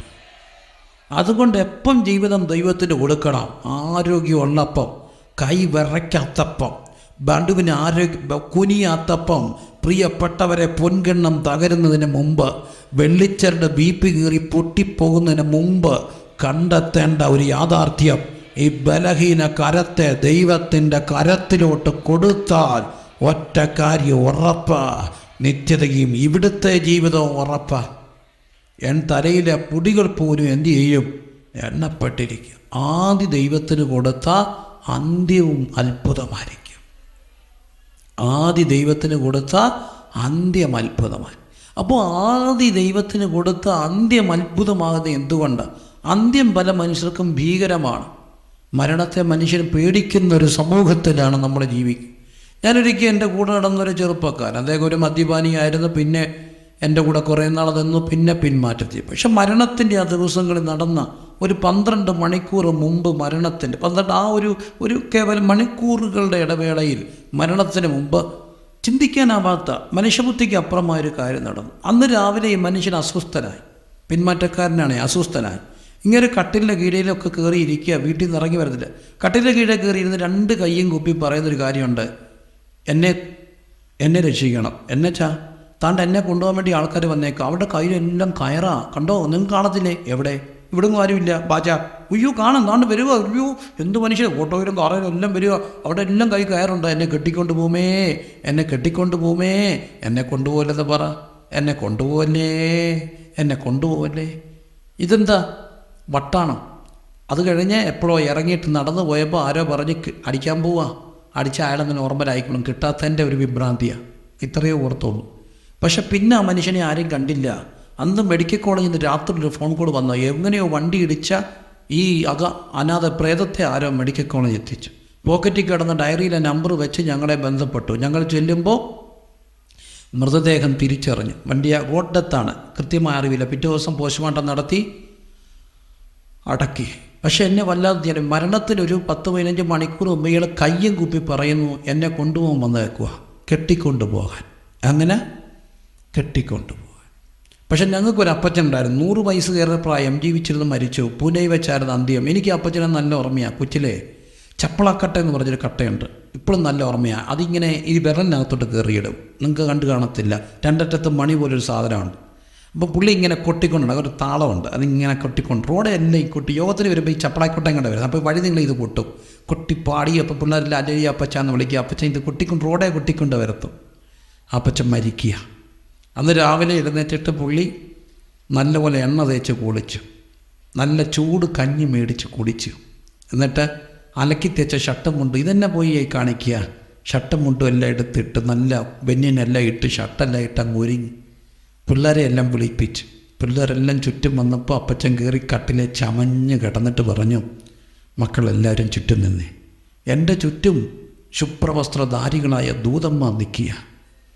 എന്നെ കൊണ്ടുപോകാൻ വേണ്ടി വന്ന നിങ്ങളെല്ലാം കൂടെ പാടിക്കുക, ദൂതസംഘമാകവേ എന്നെ എതിരേൽപ്പ്. ഈ പാട്ടൊക്കെ പാടി കുളിച്ച് ചമഞ്ഞ് ഒരുങ്ങിക്കിടന്ന് ഒരു മനുഷ്യൻ പോവുകയാണ്. എന്താ വ്യത്യാസം? വ്യത്യാസം ഒന്നേ ഉള്ളൂ, ആദി ദൈവത്തിന് കൊടുത്തവൻ്റെ അന്ത്യം വ്യത്യാസമായിരിക്കും. ആദി ദൈവത്തിന് കൊടുക്കണം മക്കളെ. ആദി ആർക്ക് കൊടുക്കണം? എല്ലാറ്റിനേക്കാൾ ഉപരി ആരെ സ്നേഹിക്കണം? എന്തുകൊണ്ട് ഈ എല്ലാറ്റിനേക്കാൾ ഉപരി ദൈവത്തെ ഈ ലോകത്തിന് നമുക്ക് ഒന്നും പിരിയാതിരിക്കാനൊക്കെ. ഈ മനുഷ്യ ജന്മം പോലും ചുമ്മാ ധ്യാനിക്കണം. ഈ മനുഷ്യ ജന്മം പോലും പിരിയാൻ വേണ്ടിയുള്ളത്. 9 മാസം കുഞ്ഞ് വയറ്റിൽ കിടക്കുക. ജീവനും ഭയങ്കര തുടിപ്പല്ലേ. ഒരു ജീവന് ആദരിക്കപ്പെടേണ്ടതാണ്. ജീവൻ്റെ തുടിപ്പ് ഒരു അമ്മയുടെ വയറ്റിൽ പെൺകുഞ്ഞ് കുട്ടിയുടെ വയറ്റിലുണ്ടാകുമ്പോഴേ വീട് ഒരുങ്ങി. എന്തിനാ? ജീവനെ എതിരേക്കുക. ഭയങ്കര ഒരുക്കം. ഒരു വീട്ടിലല്ലേ ഒരു കുഞ്ഞ് ഗർഭിണിയാവും മുതൽ പ്രായമുള്ള അമ്മമാരുണ്ടെങ്കിൽ കുറേ എന്ത് നടത്തും? ഒരുക്കം നടക്കും. എന്തിനെ എതിരേൽക്കാനാ? ജീവനെ എതിരേൽക്കാനാ. ജീവൻ ദൈവത്തിൻ്റെ ദാനമല്ലേ. ജീവൻ ആദരിക്കപ്പെടേണ്ടതാണ് എന്നും എക്കാലവും. അപ്പോൾ 9 മാസമൊക്കെ ആകുമ്പോൾ അന്നൊരു ഭയങ്കര വേദനയുണ്ട് അമ്മയ്ക്ക്. എന്തിൻ്റെ വേദനയാണ്? പ്രസവത്തിൻ്റെ വേദനയാണ് അല്ലേ? ഭയങ്കര വേദനയാണ്. ലോകത്തിലെ വലിയ വേദനകളാണ്. ഏറ്റവും വലിയ വേദന പ്രസവ വേദനയാണെന്ന് പറയും. അങ്ങനെയാണെങ്കിൽ ആ പ്രസവ വേദന എന്തിൻ്റേതാണ്? 9 മാസം കുഞ്ഞ് അമ്മയുടെ വയറ്റിലാണ്. എന്ത് വഴിയാണ് ക്ലിപ്പ് ചെയ്തേക്കുന്നത്? പൊക്കിൾക്കൊടി വഴിയാണ്. കണ്ടാ? നിങ്ങളൊന്നും കഴിച്ചില്ല. നിങ്ങൾക്ക് വേണ്ടി ആര് കഴിച്ചു? അമ്മ കഴിച്ചു. എല്ലാം അമ്മ കുടിച്ചു. നിങ്ങൾ സുഖമായിട്ട് അവിടെ കിടന്നു. വാ പൊളിക്കോലും വേണ്ട. എല്ലാം ആര് ചെയ്യുന്നു? അമ്മ വന്നിട്ട് ഈ വേദന എന്തിൻ്റേതാണ്? അമ്മ ആരെ പിരിയുക? ശരിക്കും പ്രസവവേദന എന്തിൻ്റേതാണ്? അമ്മ ആരെ പിരിയുക? കുഞ്ഞിനെ എന്ത് ചെയ്യുക? പിരിയുക. പിരിച്ചൊരു ഭയങ്കര വേദനയാണ്. അമ്മ പിരിയുന്ന പൊളയുക. പുറത്ത് വന്നപ്പോൾ ഒരാളൂടെ കരഞ്ഞു. ആരാ? കുഞ്ഞും കരഞ്ഞ്. ആരെ പിരിഞ്ഞതിൻ്റെ വേദനയാണ്. ഞാൻ അവിടെ കാണാൻ സുഖമായിട്ട് ഇരിക്കുകയായിരുന്നു, എന്നെ തട്ടി പുറത്ത് വിട്ട്. കണ്ണു തുറക്കുമ്പോൾ ഭയങ്കര പാടാണ്, ലൈറ്റ് എല്ലാം കൂടെ. അതുകൊണ്ട് ആ കൊച്ചും കരഞ്ഞ്. എന്താ? ആരെ പിരിഞ്ഞു? അമ്മയെ പിരിഞ്ഞു. അത് കഴിഞ്ഞപ്പോൾ അടുത്തൊരു ലോകമുണ്ട്, ഓറൽ സ്റ്റേജ്. അമ്മയുടെ പാല് കുടിച്ചുകൊണ്ട് കിടക്കുക. 2-2.5 വയസ്സ് വരെ കിട്ടിയെങ്കിൽ ഭാഗ്യം. ഒരു ദിവസം അമ്മ തീരുമാനിച്ച് നിർത്തിയേക്കാൻ പരിപാടി. അമ്മ തീരുമാനിച്ച് നിർത്തുന്ന അന്ന് രാത്രി അമ്മ ഉറങ്ങിയാലും ഉറങ്ങാത്ത ഒരാളുണ്ട്. ആരാ? കൊച്ച്. അമ്മയുടെ കണ്ണിലോട്ട് ഉറക്കം കയറുമ്പോൾ അവൻ ആ കുഞ്ഞിക്ക് എടുത്ത് ആ മോന്തയ്ക്കൊരു അടി വെച്ച് കൊടുക്കും. എന്തിൻ്റെ ദേഷ്യ? അമ്മയുടെ മാറെന്ത് ചെയ്യുക? പിരിയുക. വലിയ പാടാത്. അന്ന് കുഞ്ഞ് ഭയങ്കര വെപ്രാളം കാണിക്കും. കാരണം അവൻ അമ്മയുടെ മാറ് പിരിഞ്ഞു. പിന്നൊരു 3.5 വയസ്സായി. അപ്പം നമ്മൾ പ്രാർത്ഥിച്ച് ആദ്യാക്ഷരമൊക്കെ കുറിപ്പിച്ച് എന്തെങ്കിലുമൊക്കെ ആയിക്കോട്ടെ, കുറിപ്പിക്കേണ്ടവർ കുറിപ്പിക്കുക, ഇഷ്ടമില്ലാത്തവർ ചെയ്യരുത്, എല്ലാം അവരവരുടെ യുക്തിക്ക് ചെയ്യുക. അങ്ങനെ പ്രാർത്ഥിച്ച് കുഞ്ഞ് ഉടുപ്പൊക്കെ ഇട്ട് പോപ്പി കൊടയം പിടിച്ച് എവിടെ പോയി? സ്കൂളിൽ പോയി. സ്കൂളിൻ്റെ തിരുമുറ്റത്തോട്ട് കയറുമ്പോൾ ഒരാൾ കരയും. ആരാ? കുഞ്ഞ്. എനിക്ക് കൂലി? ഞാൻ പോകത്തില്ല. അപ്പം വേറൊരാളുടെ അവിടെ നിന്ന് കരയും. ആരാ? അമ്മ. അപ്പം ടീച്ചർ വന്ന് പറയും, ദൈവത്തെ ഓർത്തി അമ്മമാരങ്ങ് പോ, നിങ്ങളങ്ങ് പോ. തള്ളി ഇറക്കി ഗേറ്റ് കയറുമ്പം തിരിഞ്ഞ് നോക്കുമ്പം കരഞ്ഞുകൊണ്ട് അമ്മ എന്നെ കൂടെ കൊണ്ടുപോകും, ഞാൻ വരും അമ്മേ. വലിച്ചുകൊണ്ട് ആയ എവിടെ കയറ്റും? സ്കൂളിലേക്ക്. അന്ന് ആരെ പിരിഞ്ഞു? അമ്മ. വീട് പിരിഞ്ഞു. പിന്നെ 10ാം ക്ലാസ് വരെ അവിടെ പഠിച്ചു. അടുത്തൊരു പിരിച്ചിലുണ്ട്, സോഷ്യല്, ഫെയർവെല്, 10ാം ക്ലാസ്, ഓട്ടോഗ്രാഫ്. എടീ കളിക്കൂട്ടുകാരി, എന്ത് ചെയ്യടി കൊച്ചുങ്ങളെ ഓട്ടോഗ്രാഫ്? അല്ല, എനിക്കറിയാം നിങ്ങളുടെ ഓട്ടോഗ്രാഫ് അല്ല എന്ത് തട്ടപ്പുറത്തം കണ്ട് കിടപ്പുണ്ടല്ലേ. ഇനി എന്തെങ്കിലും പിള്ളേർ തപ്പിക്കൊണ്ട് വരും. കണ്ടുവോ അമ്മയുടെ ഓട്ടോഗ്രാഫ്? ചേട്ടായി പറയടേ കാണിച്ചടി നോക്കട്ടടി, അതിനകത്ത് വേറെ വല്ലതും ഉണ്ടോയെന്ന്. ഓട്ടോഗ്രാഫ്. അന്ന് ഭയങ്കര സംഭവമാണ്. ആരെ പിരിഞ്ഞു? കൂട്ടുകാരെ. അത് കഴിഞ്ഞപ്പോൾ പ്ലസ് ടു കഴിഞ്ഞപ്പോൾ മംഗലാപുരത്ത് പഠിക്കാം. ഞാൻ ഒരിക്കൽ തിരുവല്ല റെയിൽവേ സ്റ്റേഷനിൽ നിൽക്കുമ്പോൾ കണ്ടതാണ്. ട്രെയിൻ വന്ന് കയറിപ്പോയി. കൊച്ചിനെ കയറ്റി വിട്ടിട്ട് അമ്മ ടാറ്റ കൊടുക്കുക. ട്രെയിൻ ചങ്ങനാശ്ശേരി ചെന്നിട്ട് അമ്മ എന്താ കൊടുക്കുക? കഷ്ടമുണ്ട്. നിങ്ങളൊന്ന് ഓർത്ത് വയ്ക്കുക പിള്ളേരെ, ഇതൊക്കെ ഓർക്കണേ. ട്രെയിൻ ചങ്ങനാശ്ശേരി ചെന്ന് എന്നിട്ട് അമ്മ എന്താ കൊടുക്കുക? അവൾ പാലക്കാട് കഴിഞ്ഞപ്പോൾ ഡിണ്ടിട്ട് അടിച്ചിങ്ങനെ. പക്ഷെ അപ്പോഴും അമ്മ എന്താ കൊടുത്തോണ്ടിരിക്കുക? ടാറ്റ കൊടുത്തോണ്ടിരിക്കുക. അച്ചായൻ വന്നിട്ട് എന്താ പാടി, ഇനി ആരെ കാണിക്കാടി? ആരെ പിരിഞ്ഞു? കൊച്ചിനെ. അത് കഴിഞ്ഞ് കല്യാണത്തിൻ്റെ അന്ന് വന്ന് ഒരുങ്ങി എന്ത് പ്രാർത്ഥിച്ച് പോസ്റ്റ് കല്യാണം നടന്ന്. കല്യാണമൊക്കെ കഴിഞ്ഞിട്ട് ഈ വിവാഹ നിശ്ചയമൊക്കെ എഴുതുമ്പോഴത്തില്ലേ, എന്നിട്ട് ഇന്നടത്ത് വെച്ച് ഇന്നത് മാസം ഇത്രാം തീയതി ഇത്ര മണിക്ക് കല്യാണം നടത്തുവാനും അത് കഴിഞ്ഞ് വരൻ്റെ ഗ്രഹത്തിൽ വീട് കയറാൻ ഗൃഹപ്രവേശം നടത്തുവാനും കർത്താവിൽ ആശ്രയിച്ച് തീരുമാനിച്ച് ഉറപ്പിച്ച് ഗൃഹപ്രവേശനം വലത്തുകാല വെച്ച് കയറുന്നു. ഇഷ്ടപ്പെട്ടാലും ഇതൊക്കെ ഒരു നാട്ടു നടപ്പാണ്. എന്തെങ്കിലും ആയിക്കോട്ടെ. ഏതെങ്കിലും അകത്ത് കയറുമ്പോൾ അവിടെ ഒരു ചടങ്ങുണ്ട്. അമ്മയുടെക്കൊരു സാരിയോ ഒക്കെ കൊടുക്കത്തില്ലേ. അപ്പോൾ ഒരു കാര്യം പറയും. ഇപ്പോൾ പെണ്ണിൻ്റെ അമ്മ പെണ്ണിൻ്റെ കൈയെടുത്ത് ആരുടെ കയ്യിൽ കൊടുക്കും? ചെറുക്കൻ്റെ അമ്മയുടെ കൈ കൊടുക്കും. ഇത് പറയുന്നതിന് മുമ്പ് പെണ്ണെടുത്ത് കൈ കൊടുക്കും. എന്നാൽ പിടിച്ച് കൊടുത്തേക്കാൻ. പിന്നെ ഒരു കാര്യം ഓർത്തോണേ, നിൻ്റെ കൈ എടുത്ത് അമ്മയുടെ കയ്യിലോട്ട് കൊടുക്കുമ്പോൾ ഒരാൾ കരയും. ആരാ കണ്ടിട്ടുണ്ടോ? പൊട്ടിക്കരയും. ആരാ? അമ്മ. എന്നിട്ട് ഈ വിവാഹം നടക്കാൻ വേണ്ടി ഏറ്റവും കൂടുതൽ പ്രാർത്ഥിച്ച ആരാ? അമ്മ. എന്നിട്ടും പിന്നെ എന്തിനാ കരയുന്നേ? നിങ്ങളെന്തിനാ കരഞ്ഞേ? പെണ്ണ് ചിരിക്കുക. അവൾക്കൊന്നും അറിയത്തില്ല. അവൾ വേറെ ലോകത്തില്ല, മാസ്പരിക ലോകത്താണ്. പക്ഷെ ആര് കരയും? അമ്മ കരയും. കരഞ്ഞില്ലേ? കാരണം ഈ കൊച്ചിനെ എന്ത് ചെയ്യുക?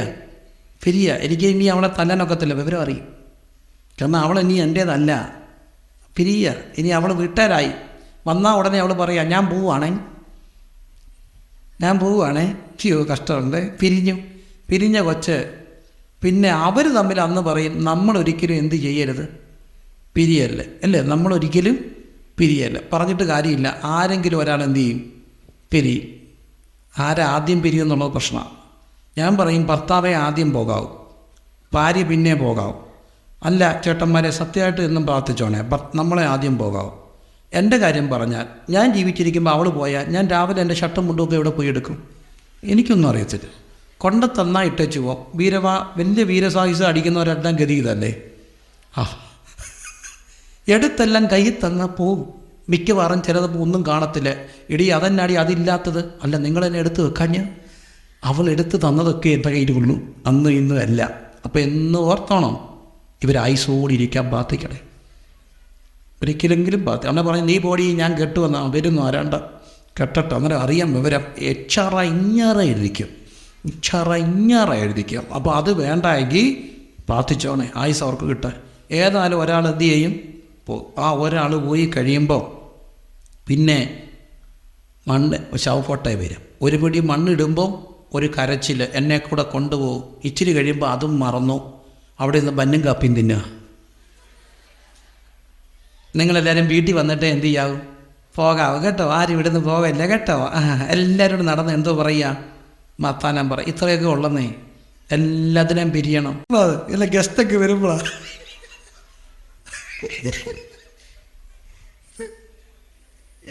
മക്കളെ സത്യമായിരുന്നു അത് ചിരിക്കുന്നത്. ഇല്ല സത്യമാണ്. ഗസ്റ്റൊക്കെ വരുമ്പോൾ നമ്മളെല്ലാം എന്താക്കും? തരുമ്പോൾ അതൊക്കെ കെട്ടിപ്പിടിച്ച് നമ്മൾ എന്ത് ചെയ്യും? നമ്മുടെ ഈത്ത മുഴുവനകത്ത് നല്ലൊരു സുഖം അതൊക്കെ കിടക്കാതെ. കാരണം അത് ആളുടെ കട്ടില്ല, നമ്മുടെ കട്ടില്ല. അവിടെ കിടക്കുമ്പോൾ നമുക്കൊരു പ്രത്യേക സുഖമാണ്. കിടക്കുമ്പോൾ എന്ത് ചെയ്യും? ഉറങ്ങി. കാരണം അത് ആളുടെ കട്ടില്ല, നമ്മുടെ കട്ടില്ല. ചിലർക്ക് ഈ കട്ടിലെ കിടന്നാലേ എന്ത് വരത്തുള്ളൂ. പക്ഷേ ഓർത്തോണേ, ഒരു ദിവസം മരിച്ചു കഴിയുമ്പോൾ ഉപദേശി പറയും ഇപ്പോൾ ബോഡി കട്ടിൽ അങ്ങോട്ട് മാറ്റുന്നു, പെട്ടിലോട്ട് മാറ്റും. അപ്പോൾ ഒരു പാട്ടുണ്ട്, വിട്ടുപോകുന്നു ഞാൻ ഈ ദേശം അന്യനായി. പാട്ടൊക്കെ പാടും. പിന്നെ കുറേ കഴിയും പറയും ഇപ്പം പെട്ടി തിണ്ണേ നിറക്കി എങ്ങോട്ട് വെക്കുന്നു? പന്തല്. അപ്പോൾ തിറക്കി പറഞ്ഞു കാലാദ്യം ഇറങ്ങട്ടെ. എന്തിനാ? നടന്നിറങ്ങിപ്പോ. എന്തിനാ ഈ കാലാദ്യം കേട്ടത്? നടന്ന് കയറണം, നടന്നിറങ്ങി. അപ്പം ഞാൻ ചിലപ്പോൾ എന്തായി, ഭാര്യയെ പിരിയണ്ടേ, പിള്ളേരെ പിരിയണ്ടേ, കട്ടിന് പിരിയണ്ടേ, വീട് പിരിയണ്ടേ. ഈ ലോകത്തിലെല്ലാം എന്ത് ചെയ്തേ ഒക്കത്തുള്ളൂ, പിരിഞ്ഞ. പക്ഷേ ഈ ലോകത്ത് എൻ്റെ അപ്പനെ ഞാൻ പിരിയണം, എൻ്റെ അമ്മ എന്നെ പിരിഞ്ഞു, എൻ്റെ അപ്പൻ എപ്പം പിരിയുമെന്ന് അറിയാത്തൊരു സ്റ്റേജിൽ കിടക്കും. നാളെ ഞാനും എൻ്റെ മക്കളെ പിരിയണം.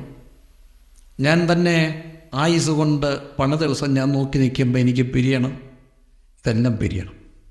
പക്ഷെ എനിക്ക് പിരിയാത്ത ഒരൊറ്റ കാര്യമുള്ളൂ. ഞാൻ ഇവിടെ തുടങ്ങിയ എൻ്റെ ദൈവവുമായിട്ടുള്ള ബന്ധം, അത് മരണം കൊണ്ട് പിരിയത്തില്ല. പിരിയാത്ത ഒറ്റ ബന്ധമേ ലോകത്തുള്ളൂ, അത് ദൈവവുമായിട്ടുള്ള ബന്ധം. ഇന്ന് കർത്താവുമായിട്ടൊന്ന് കൈ കൊടുത്താൽ, കർത്താവ് നമ്മുടെ ജീവിതത്തിൽ സീരിയസായ ആ ബന്ധം മരണം കൊണ്ട് പിരിയത്തില്ല. മരണത്താൽ മറയാത്ത മഹൽ സ്നേഹപ്രഭയാൽ പിരിയ ബന്ധമാണിത്. അതുകൊണ്ട് എൻ്റെ പ്രിയപ്പെട്ടവരെ, ഭാര്യയേക്കാൾ ഉപരി കർത്താവിനെ സ്നേഹിക്കണം.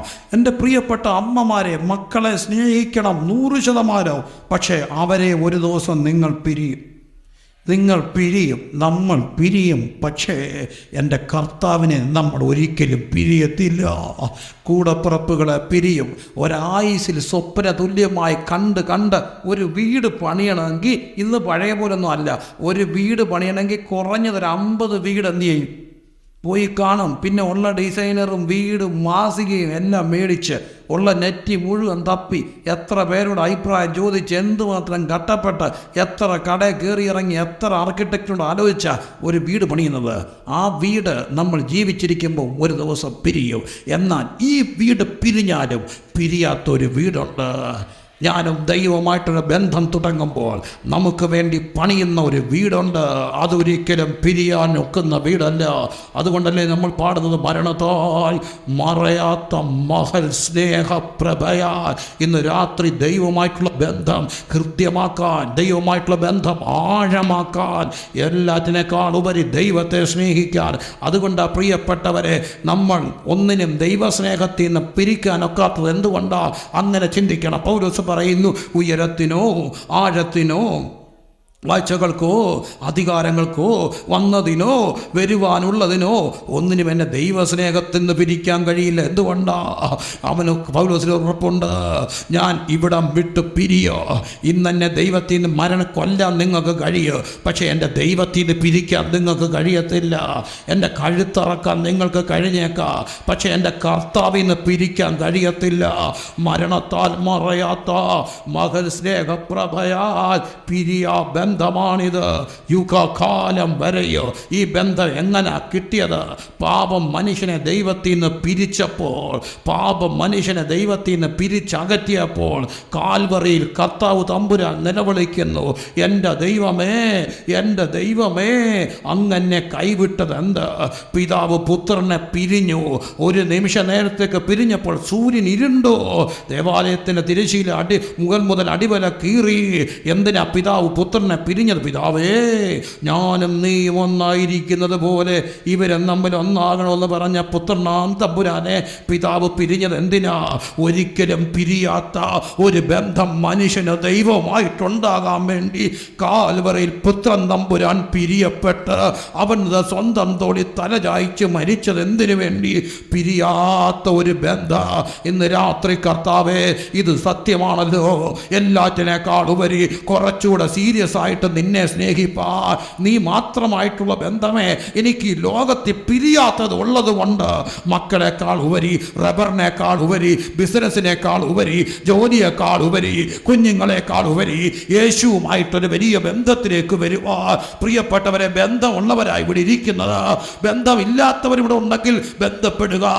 ബന്ധമുള്ളവരെ ആ ബന്ധത്തിൻ്റെ ആഴത്തിലേക്ക്, ദൈവസ്നേഹത്തിൻ്റെ ആഴത്തിലേക്ക് ഇന്ന് രാത്രി ഇറങ്ങി വരുവാൻ ഞാൻ നിങ്ങളെ ആഹ്വാനം ചെയ്യുമ്പോൾ എത്ര പേര് ദൈവത്തോട് പറയും, കർത്താവേ, കുറച്ചുകൂടെ നിന്നെ സ്നേഹിപ്പാൻ, കുറച്ചുകൂടെ നിന്നോട് ചേർന്നിരിപ്പാൻ, കുറച്ചുകൂടെ ദൈവസന്ധി സമയം ചെലവഴിപ്പാൻ, കുറച്ചുകൂടെ പ്രാർത്ഥിപ്പാൻ, കുറച്ചുകൂടെ ദൈവസന്ധി അനുഭവിപ്പാൻ എൻ്റെ കർത്താവേ എനിക്ക് സയ്യനെ. ആദ്യ ദൈവം, അന്ത്യത്തിലും ദൈവം, ആദി ദൈവമാണെങ്കിൽ അതിവിടം കൊണ്ട് പിരിയത്തില്ല, നിത്യതയോളം നീളുന്ന ബന്ധമോർത്തിൻ്റെ രാത്രി കരങ്ങൾ ഉയർത്തി പ്രത്യാശയുള്ള ദൈവമക്കൾ കർത്താവിനെ സ്തുതിച്ചാട്ടെ. കരങ്ങൾ ഉയർത്തി വീശി ദൈവത്തെ ഒന്ന് സ്തുതിച്ചാട്ടെ. Hallelujah, hallelujah, hallelujah. ആദിയിൽ ദൈവം സൃഷ്ടിച്ചു. എന്ത് സൃഷ്ടിച്ചു? ആകാശവും ഭൂമിയും സൃഷ്ടിച്ചു. എന്തിനാ ഈ ആകാശവും ഭൂമിയും സൃഷ്ടിച്ചു എന്നിവിടെ എഴുതുക?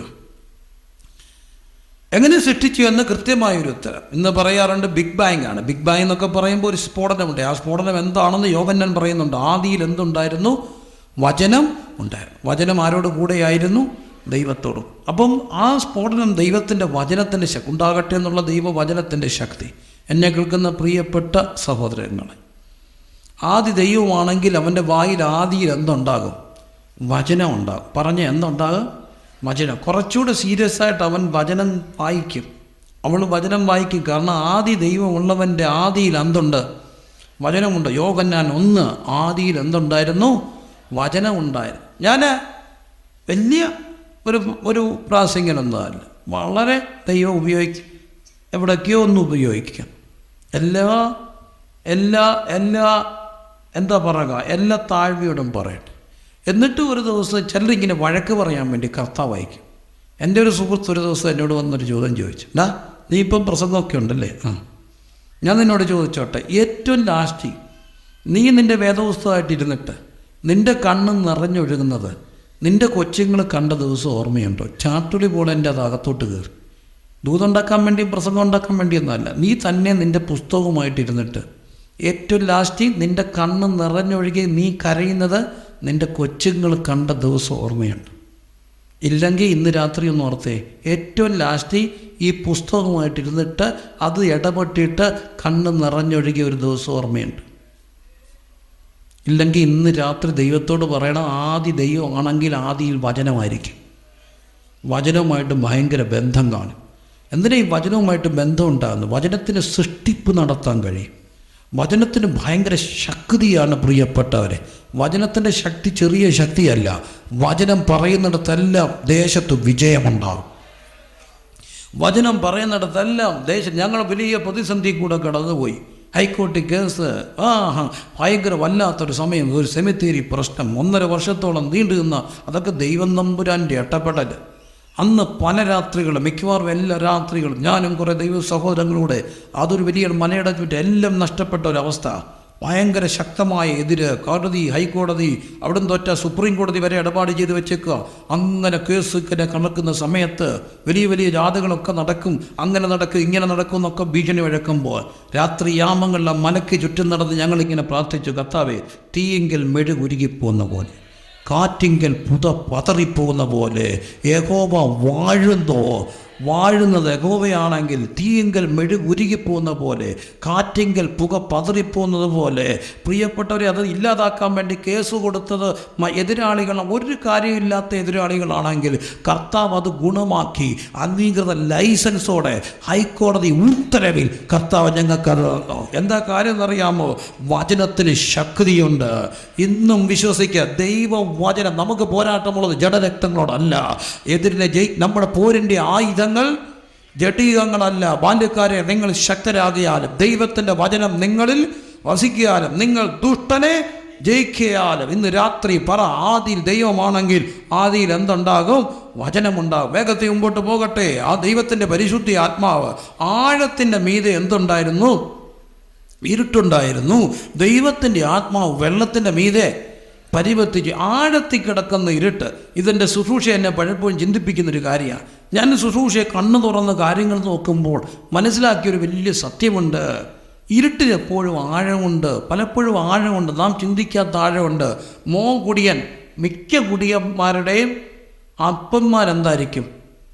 കുടിയരായിരിക്കും. ഡിവോഴ്സായ പല കേസുകളിൽ ഞാൻ ചോദിച്ചിട്ട് മനസ്സിലാക്കിയൊരു കാര്യമുണ്ട്. അപ്പനും അമ്മയും ഡിവോഴ്സ് ആയിട്ടില്ല, പക്ഷെ ഒരു മുറി കിടന്നത് അവർ ഓർമ്മയില്ല. മനസ്സിലാകുന്നുണ്ടോ? അന്ന് ഡിവോഴ്സ് ഇല്ല, അതുകൊണ്ട് എന്തായിട്ടില്ല, ഡിവോഴ്സായിട്ടില്ല, പക്ഷെ 2 മുറി കിടന്നതേ അവർ കണ്ടിട്ടുള്ളൂ പിള്ളേർ. ഇതിനെല്ലാം ഇരുട്ടിനെപ്പോഴും തലമുറകളുടെ ആഴം കാണും. പല ഇരുട്ടിനും തലമുറകളുടെ ആഴമുണ്ട്. എന്നാൽ ഒരു കാര്യം എനിക്കറിയാം, എത്ര റൂട്ട് പിടിച്ച് തലമുറയ്ക്കകത്തേക്ക് വ്യാപരിക്കുന്ന ഒരു ഇരുട്ടിൻ്റെ ആഴമുണ്ടെങ്കിലും അതിൻ്റെ മുകളിൽ വ്യാപരിക്കുന്ന ഒന്നുണ്ട്, ദൈവത്തിൻ്റെ പരിശുദ്ധാത്മാവിൻ്റെ ശക്തി. ആഴത്തിൽ കിടക്കുന്ന ഇരുട്ടിനെ മാറ്റുന്ന ഒന്നുണ്ട്, ആത്മാവിൻ്റെ ദൈവത്തിൻ്റെ പരിശുദ്ധ ആത്മാവ് വെള്ളത്തിൻ്റെ മീതെ വ്യാപരിച്ചു കൊണ്ടിരുന്നു. ഇന്ന് രാത്രി എന്നെ കേൾക്കുന്ന പ്രിയപ്പെട്ടവരെ, നാം ആത്മാവിൽ ആരാധിക്കുമ്പോൾ ഒന്നും സംഭവിക്കുന്നില്ല നമ്മൾ ചിന്തിക്കുന്നുണ്ടെങ്കിൽ നാം ആകാശത്തേക്ക് നോക്കി മുഷ്ടിയുദ്ധം ചെയ്യുന്നവരല്ല. അദൃശ്യ മണ്ഡലത്തിൽ ഇടപെടുന്ന ഒരു ദൈവമുണ്ട്.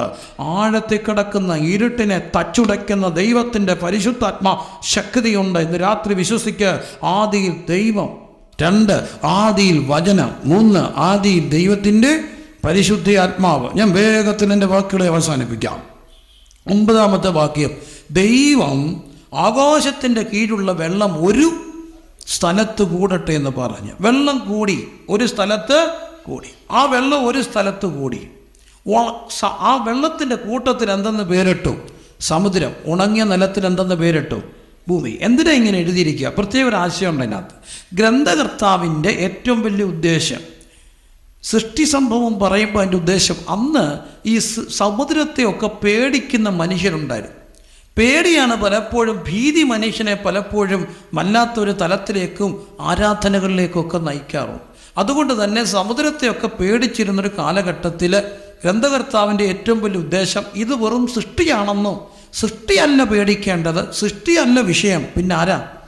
സൃഷ്ടിതാവാ. ഈ സമുദ്രം നമ്മളുമായിട്ട് ഒത്തിരി അകലമുള്ളവരാണ്. നമ്മൾ സമുദ്രതീരത്ത് താമസിക്കുന്നവരല്ല. എന്തിനും കടലൊരു പ്രത്യേക കാണിച്ചതാണ്. കടലിൻ്റെ മക്കളും ഒക്കെ, കടലിൻ്റെ മക്കളുമൊക്കെ ആയിട്ട് ബന്ധപ്പെട്ട് ഒത്തിരി ചിന്തകളുണ്ട്. കടലമ്മ ഒരിക്കലും എന്ത് ചെയ്യുകയില്ല, ചതിക്കത്തില്ല. പിന്നെ കടലിൽ ഒരാൾ പോയാൽ എത്രാം പക്കം തിരിച്ചു വരും? 3-ാം പക്കം തിരിച്ചു വരും. ഈ വശയാപ്രവർത്തനമൊക്കെ ഒരു വാക്ക് പോലൊക്കെ 3-ാം പക്കം കടലിൻ്റെ മക്കൾക്കും പ്രാധാന്യമുള്ളതാണ്. കാരണം 3-ാം പക്കം ജീവനോട് ഉണയോ ചത്താന്നേലും എന്ത് ചെയ്യും? വരും. അപ്പോൾ ഈ കടലൊക്കെ ആയിട്ട് ബന്ധപ്പെട്ട് ഭയങ്കര ചിന്തകളാണ്. ഈ ചിന്തകളൊക്കെ ഉണ്ടായിട്ട് തന്നെ കടലിൽ പേടിപ്പിക്കുന്ന ഒന്നുമാണ്. കാരണം നമ്മൾ ഈ വെളിപ്പാട്ടൊക്കെ പഠിക്കുമ്പോൾ ചിലതൊക്കെ കയറി വരുന്ന പോലെ എവിടുന്ന? കടലിൽ നിന്നാണ്. വലിയത് എന്തുവിടുന്ന് കയറി വരുന്നു? കടലിൽ നിന്ന് കയറും. അപ്പോൾ ഇത് കടലും കടൽ ജീവികളും എല്ലാം മനുഷ്യനെ പേടിപ്പിക്കുക. എന്തോ മഹാസപ്രം, ഈ ഇതൊക്കെ ഇല്ലേ യോബിൻ്റെ പുസ്തകത്തിലെ പലതും ഒക്കെ എവിടുത്തെ ജീവികളാണ്? കടലാണ്. ഇങ്ങനെയാണെങ്കിൽ കടൽ എന്നും മനുഷ്യനെ പേടിപ്പിച്ചു.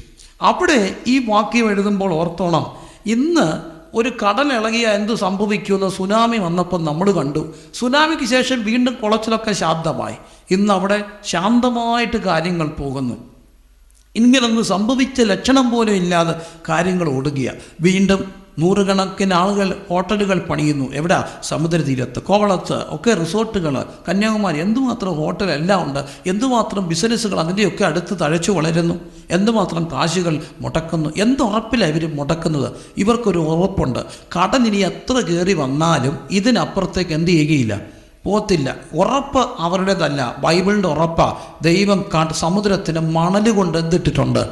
അതിലിട്ടിട്ടുണ്ട്. യോബിൻ്റെ പുസ്തകത്തിൽ 38-ാം അധ്യായത്തിൽ പറയുന്നു, വെള്ളം ചാടി പുറപ്പെട്ടപ്പോൾ ഞാൻ അതിന് കതകും ഓടാമ്പലും വെച്ചു. ആ സമുദ്രത്തിൻ്റെ തിരമാലയുടെ ഗർഭം ഇവിടം കൊണ്ട് അവസാനിക്കണമെന്ന് വെച്ച് ഞാൻ അതിന് അതിരിട്ടിട്ടുണ്ടെന്ന് 38-ൽ ദൈവം ഇയ്യോബിനോട് ചുള്ളിക്കാറ്റി എന്ന് പറയുമ്പോൾ, സമുദ്രനിരപ്പിൽ നിന്ന് ഒത്തിരി അകലെ മലയുടെ മകളിൽ ആ ഒരു മലയുടെ താഴ്വ, ആ ഒരു ബന്ധത്തിൽ ജീവിക്കുന്ന എനിക്ക് എൻ്റെ ഉള്ളു കത്തി. എന്താണ്? മണൽ കൊണ്ട് സമുദ്രത്തിന് അതിരിട്ടെന്ന് ദൈവം പറയുമ്പോൾ, ഈ ദൈവം വെള്ളത്തിൻ്റെ കൂട്ടത്തിന് അതിരിട്ടെന്ന് ദൈവം പറയുമ്പോൾ എനിക്കൊരു കാര്യം മനസ്സിലായി. എനിക്കൊരു ദൂതൻ്റെ ഉള്ളിൽ കത്തി. സമുദ്രത്തിന് മാത്രമല്ല കർത്താവ് അതിരിട്ടിരിക്കുന്നത്. സമുദ്ര സമാനമായ പ്രശ്നങ്ങൾ ജീവിതത്തിന് നേരെ ആഞ്ഞടിക്കുമ്പോൾ ആദി ദൈവത്തിന് കൊടുത്തവൻ്റെ നിത്യത മാത്രമല്ല സുരക്ഷിതം, ഇവിടുത്തെ ജീവിതത്തിനും ഉറപ്പുണ്ട്. സമുദ്രത്തിന് അതിരിട്ട ദൈവം, മണലുകൊണ്ട് അതിരിട്ട ദൈവം എൻ്റെയും നിൻ്റെയും ജീവിതത്തിന് അതിരിട്ടിട്ടുണ്ട്. മനസ്സിലാക്കുന്നവർ ദൈവത്തെ ഒന്ന് സ്തുതിച്ചാട്ട്. അതിരിട്ട് സൂക്ഷിക്കുന്ന ഒരു ദൈവമില്ലേ? സമുദ്രത്തിന് മാത്രമല്ല നമുക്കും അതിരിട്ട് സൂക്ഷിക്കുന്ന ദൈവം. ഞാൻ ഹൃദയത്തിൽ നിന്ന് പറയട്ടെ, എന്നെ വളരെ സന്തോഷിപ്പിച്ച ഒരു ദൂത സമുദ്രത്തിൻ്റെ അതിരിട്ടത് എന്തുമാത്രം വട്ടം ജീവിതത്തിൽ അത് അനുഭവിച്ചിട്ടുണ്ട്. ഒരിക്കൽ ഞങ്ങളുടെ പ്രസിഡൻ്റായിരിക്കുന്ന തമ്പിച്ചാൻ ഒരിക്കൽ ഞാൻ പ്രസംഗിച്ച് കഴിഞ്ഞ് ഉടനെ ചാടി എഴുന്നേറ്റ് പറഞ്ഞൊരു സാക്ഷിയുണ്ട്. അദ്ദേഹം ഈ ഒരു ചിന്തകളൊക്കെ കേട്ടിട്ട് പറഞ്ഞ് പ്രിൻസ് പറഞ്ഞപ്പോൾ ഞാനൊരു കാര്യം ഓർത്തു. അദ്ദേഹം വർഷങ്ങൾക്ക് മുമ്പ് തിരുവനന്തപുരത്തു നിന്ന് കോട്ടയത്തേക്ക് പോവുകയാണ്. പക്ഷേ അന്ന് ഡ്രൈവറൊന്നും ഇല്ലാത്തൊരു സമയത്ത് തന്നെ കാർ ഓടിച്ച് ക്ഷീണിച്ച് ശുശ്രൂഷകൾ കഴിഞ്ഞ് ചെറുപ്പത്തിൽ പോകുമ്പോൾ തിരുവനന്തപുരത്തേക്ക് ഇവിടുന്ന് തെക്കോട്ടൊരു ട്രാൻസ്പോർട്ട് രാത്രി പോവുകയാണ്. അന്നേരം അച്ചായൻ കോട്ടയത്തേക്ക് വരുമ്പോൾ താൻ ഉറങ്ങിപ്പോയി. പക്ഷേ MC റോഡിൽ വണ്ടി ഇങ്ങനെ സൂപ്രഭാഷിച്ച് പോവുകയാണ്. സൂപ്രഭാഷിച്ച് നോക്കുമ്പോൾ ഈ കാറ് ഉറങ്ങിയിട്ട് ഈ വണ്ടിയുടെ അടുത്തോട്ട് വരികയാണ്. ഡ്രൈവർ ഓൺ അടിച്ച് പിടിച്ചു. ഒരു നിവൃത്തിയിൽ ഡ്രൈവർക്ക് മനസ്സിലായി ചവിട്ടി ഒഴിച്ചിട്ട് ഒന്നും കാര്യമില്ല, കാറ് വന്ന് കയറുകയാണ്. അവസാനം ഈ ബസ് ചവിട്ടി നിർത്തിയിട്ട് ഓൺ അടിച്ച് പിടിച്ചു. എന്ത് ചെയ്യാൻ അറിയുന്നില്ല. പക്ഷേ അടുത്തില്ല, ഇടിച്ചില്ല. അങ്ങനെ ഒരു അകലത്തിൽ എങ്ങനെയോ തമ്പിച്ചാൻ ഉണർന്ന് ചവിട്ടി കുലുക്കി ബ്രേക്ക് നിരങ്ങി വണ്ടി നിന്നൊന്ന് കാണുന്നത് ഹെഡ്ലൈറ്റ് ഇട്ട് ട്രാൻസ്പോർട്ട് ബസ് നിർത്തിയേക്കുക. നോക്കുമ്പോൾ ആൾക്കാരെല്ലാം എഴുന്നേറ്റ് നോക്കുന്നു. തമ്പിച്ചൻ കണ്ട കാഴ്ച, അജോവന് ബാഹുവായ ഡ്രൈവർ ചാടി ഇറങ്ങി വന്നപ്പോഴേ തമ്പിച്ചനെ പിടികിട്ടി മനുഷ്യനെ എടുത്തിട്ട് ഇല്ലേ അടിക്കത്തില്ല. ആദ്യത്തെ അരിച്ചത്തെ കയ്യും കൂപ്പി അടുത്ത് വന്നപ്പം പറഞ്ഞു, സാറേ അടിക്കരുതേ, ഞാൻ ഉറങ്ങിപ്പോയി, ക്ഷമിക്കണം. അയാൾ പറഞ്ഞു, സംസാരിക്കാൻ വരട്ടെ, നിങ്ങൾ ആരാ എന്ന് പറഞ്ഞ്, ഞാനൊരു പാസ്റ്ററാണ്, ഞാനിങ്ങനെ ശുശ്രൂഷ കഴിഞ്ഞ് ക്ഷീണിച്ചുറങ്ങിപ്പോയതാ. ഈ മനുഷ്യനെ ഊരുവാരും വിറയ്ക്കുക, ഡ്രൈവറെ വിറച്ചുകൊണ്ട് അയാൾ പറഞ്ഞു, സാറേ നിങ്ങളൊരു സാധാരണ മനുഷ്യനല്ല, നിങ്ങളൊരു ദൈവ മനുഷ്യനാണ്. അതെങ്ങനെയാ സാറേ? നിങ്ങളുടെ വണ്ടി എൻ്റെ വണ്ടിയുടെ കീഴിലോട്ട് വന്ന് കയറുകയാണ്, എനിക്ക് ഒരു നിവൃത്തിയില്ല. പക്ഷേ സാറേ ഞാൻ കണ്ടൊരു കാഴ്ചയുണ്ട്. നിങ്ങളുടെ വണ്ടി എൻ്റെ വണ്ടിയുടെ കീഴിലോട്ട് വരുമ്പോൾ നടു റോഡിൽ ലൈംഗമ്പിയോളം പൊക്കത്തിൽ ശുഭ്രവസ്ത്രധാരിയായ ഒരു മനുഷ്യൻ്റെ കയ്യിൽ സ്റ്റോപ്പ് എന്നെഴുതിയ ഒരു സിഗ്നലുമായി രണ്ട് വണ്ടിയുടെ ഇടയ്ക്ക് നിൽക്കുകയും നിങ്ങളുടെ വണ്ടി പിടിച്ചു നിർത്തും ഞാൻ എൻ്റെ കണ്ണിന് കണ്ടു. ദൃശ്യമണ്ഡലത്തിൽ ഒന്നുമില്ലെങ്കിലും അദൃശ്യമണ്ഡലത്തിൽ അതിരിട്ട് സൂക്ഷിക്കുന്ന ഒരു ദൈവത്തെ ഇന്ന് രാത്രി ഞാൻ പരിചയപ്പെടുത്തുമ്പോൾ നിത്യത മാത്രമല്ല ദൈവമക്കളുടെ സുരക്ഷിതത്വം. കരങ്ങളടിച്ച് ദൈവത്തെ സ്തുതിച്ചാട്ട്. നിത്യത മാത്രമല്ല ദൈവമക്കളുടെ സുരക്ഷിതത്വം. ദൈവം അറിയാതെ ഒരു ശത്രുവിനും നമ്മളെ തൊടാനൊക്കത്തില്ല. സമുദ്രത്തിന് മണലുകൊണ്ട് അതിരിട്ട് സൂക്ഷിക്കുന്ന ഒരു ദൈവമാണ് നമ്മുടെ ദൈവമെന്ന് ഉള്ളിൽ വിശ്വസിക്കുന്നവർ അറിയുക. സത്യം, നമുക്ക് ഒരതിരിട്ട് സൂക്ഷിക്കുന്ന ദൈവമുണ്ട്. ഒരിക്കൽ ഞാൻ എവിടെയോ നിൽക്കുമ്പോൾ പെട്ടെന്നൊരു മനുഷ്യൻ ഒരു പ്രകോപനമില്ലാതെ ഒരു കാരണവുമില്ലാതെ അയാൾ ഇച്ചിരി കഞ്ചാവടിക്കുന്നവനാണെന്ന് ഞാൻ പിന്നറിഞ്ഞു.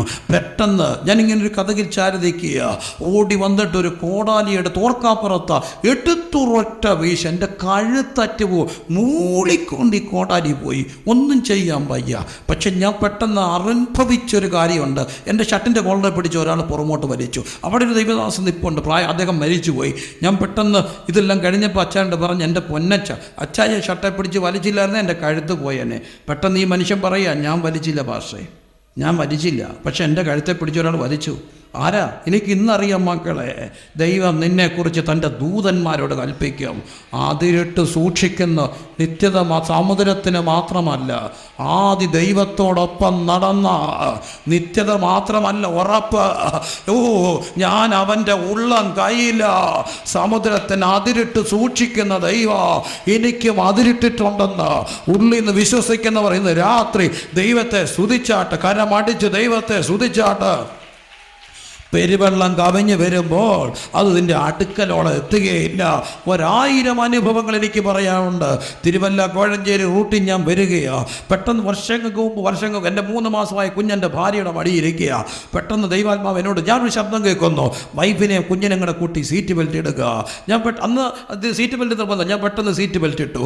ഇവിടെ എന്നോടൊരു ചോദ്യം ചോദിച്ചു, അച്ഛാ ഇപ്പം എന്താ വട്ടുണ്ടോ, സീറ്റ് ബെൽറ്റ് ഇടുക? ഞാൻ പറഞ്ഞു, നല്ല രസമാണ്, നിന്നെ ഇങ്ങനെ കാണാം, എന്നാൽ പിന്നെ നിങ്ങളോട് ഇടണ്ടേ? ഞാൻ പറഞ്ഞു, എന്നോട് ഇടാം, നീ അവിടെ ഇരിക്കുക, സീറ്റ് ബെൽറ്റൊക്കെ ഇട്ട്. ഇച്ചിരി കിടതേ കഴിഞ്ഞ് മുമ്പോട്ട് പോയപ്പോൾ നല്ല ഉച്ചവയിൽ ഞാനങ്ങ് ഉറങ്ങി വണ്ടി ഒരു കുഴി ചെന്ന് മറിഞ്ഞു. ഈ എൻ്റെ ഭാര്യയും കുഞ്ഞും ഇരുന്ന സീറ്റിൻ്റെ അവിടുത്തെ ഗ്ലാസ് ഒരു മരുതി ഏറ്റ് കണ്ട താത്ത് കിടക്കുക. പക്ഷേ ഈ കുഴി മറിഞ്ഞതുകൊണ്ട് സീറ്റ് ബെൽറ്റ് ഇട്ടും 2 പേരും അവിടെ ഇരുന്നു. കുഞ്ഞിങ്ങനെ അണ്ണാൻ പറ്റി പിടിച്ചിരിക്കുന്ന പോലെ ഇവിടെ ഈ വയറിനിരുന്ന് ഒന്നും പറ്റിയില്ല. നാട്ടുകാർ വന്നിട്ട് ഡോറ് തുറന്ന് ഞങ്ങളുടെ ഡ്രൈവിംഗ് സീറ്റ് കൂടെ പുറത്തെടുത്തു, ഒന്നും പറ്റിയില്ല. ഞാൻ ഓളി വന്ന് ഈ സാക്ഷ്യം പറഞ്ഞപ്പോൾ ഒരു പ്രായമുള്ള അമ്മ എന്നോട് ചോദിച്ചു, എത്ര മണിക്കായിരുന്നു ഈ സംഭവം?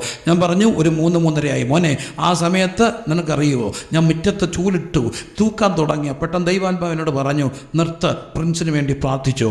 ആ സമയത്ത് ഞാൻ നിനക്ക് വേണ്ടി പ്രാർത്ഥിക്കുക. ഒരു കാര്യം എനിക്കറിയാം, അതിരിട്ട് സൂക്ഷിക്കുന്ന ഒരു ദൈവമുണ്ട്, അതിരിട്ട് സൂക്ഷിക്കുന്ന ഒരു ദൈവമുണ്ട്. വലമിടം ആയിരങ്ങൾ വലിയവർ വീണാലും വലയമായി നിന്ന് സൂക്ഷിക്കുന്ന ദൈവത്തെ ഇന്ന് രാത്രി അതിരില്ലാതെ സ്തുതിക്കാൻ എത്ര പേര്? എല്ലാവരും ദൈവസന്ധിയില്ല എഴുന്നേറ്റ് നാട്ട്, എല്ലാവരും ദൈവത്തിൽ ചേർന്ന് പാടി നമുക്ക് ദൈവത്തെ സ്തുതിക്കാം. വലമിടം ആയിരങ്ങൾ വലിയവർ വീണാലും വലയമായി നിന്ന് നമ്മെ സൂക്ഷിക്കുന്ന ഒരു ദൈവ, അതിരിട്ട് സൂക്ഷിക്കുന്ന ഒരു ദൈവ. ഹല്ലേലൂയ, ശരണം. അവൻ തരും ചെറുതുകൾ കീഴിൽ പകയറ്റ കണിയിലോ പകരുന്ന വ്യാധിയിലോ പകലിലും രാവിലും നമ്മളെ സൂക്ഷിക്കുന്ന ദൈവത്തെ ഇന്ന് രാത്രി സ്തുതിച്ചാട്ട്. ഹല്ലേലൂയ, ശരണം. അവൻ തരും പകയന്റെ കണികളിലോ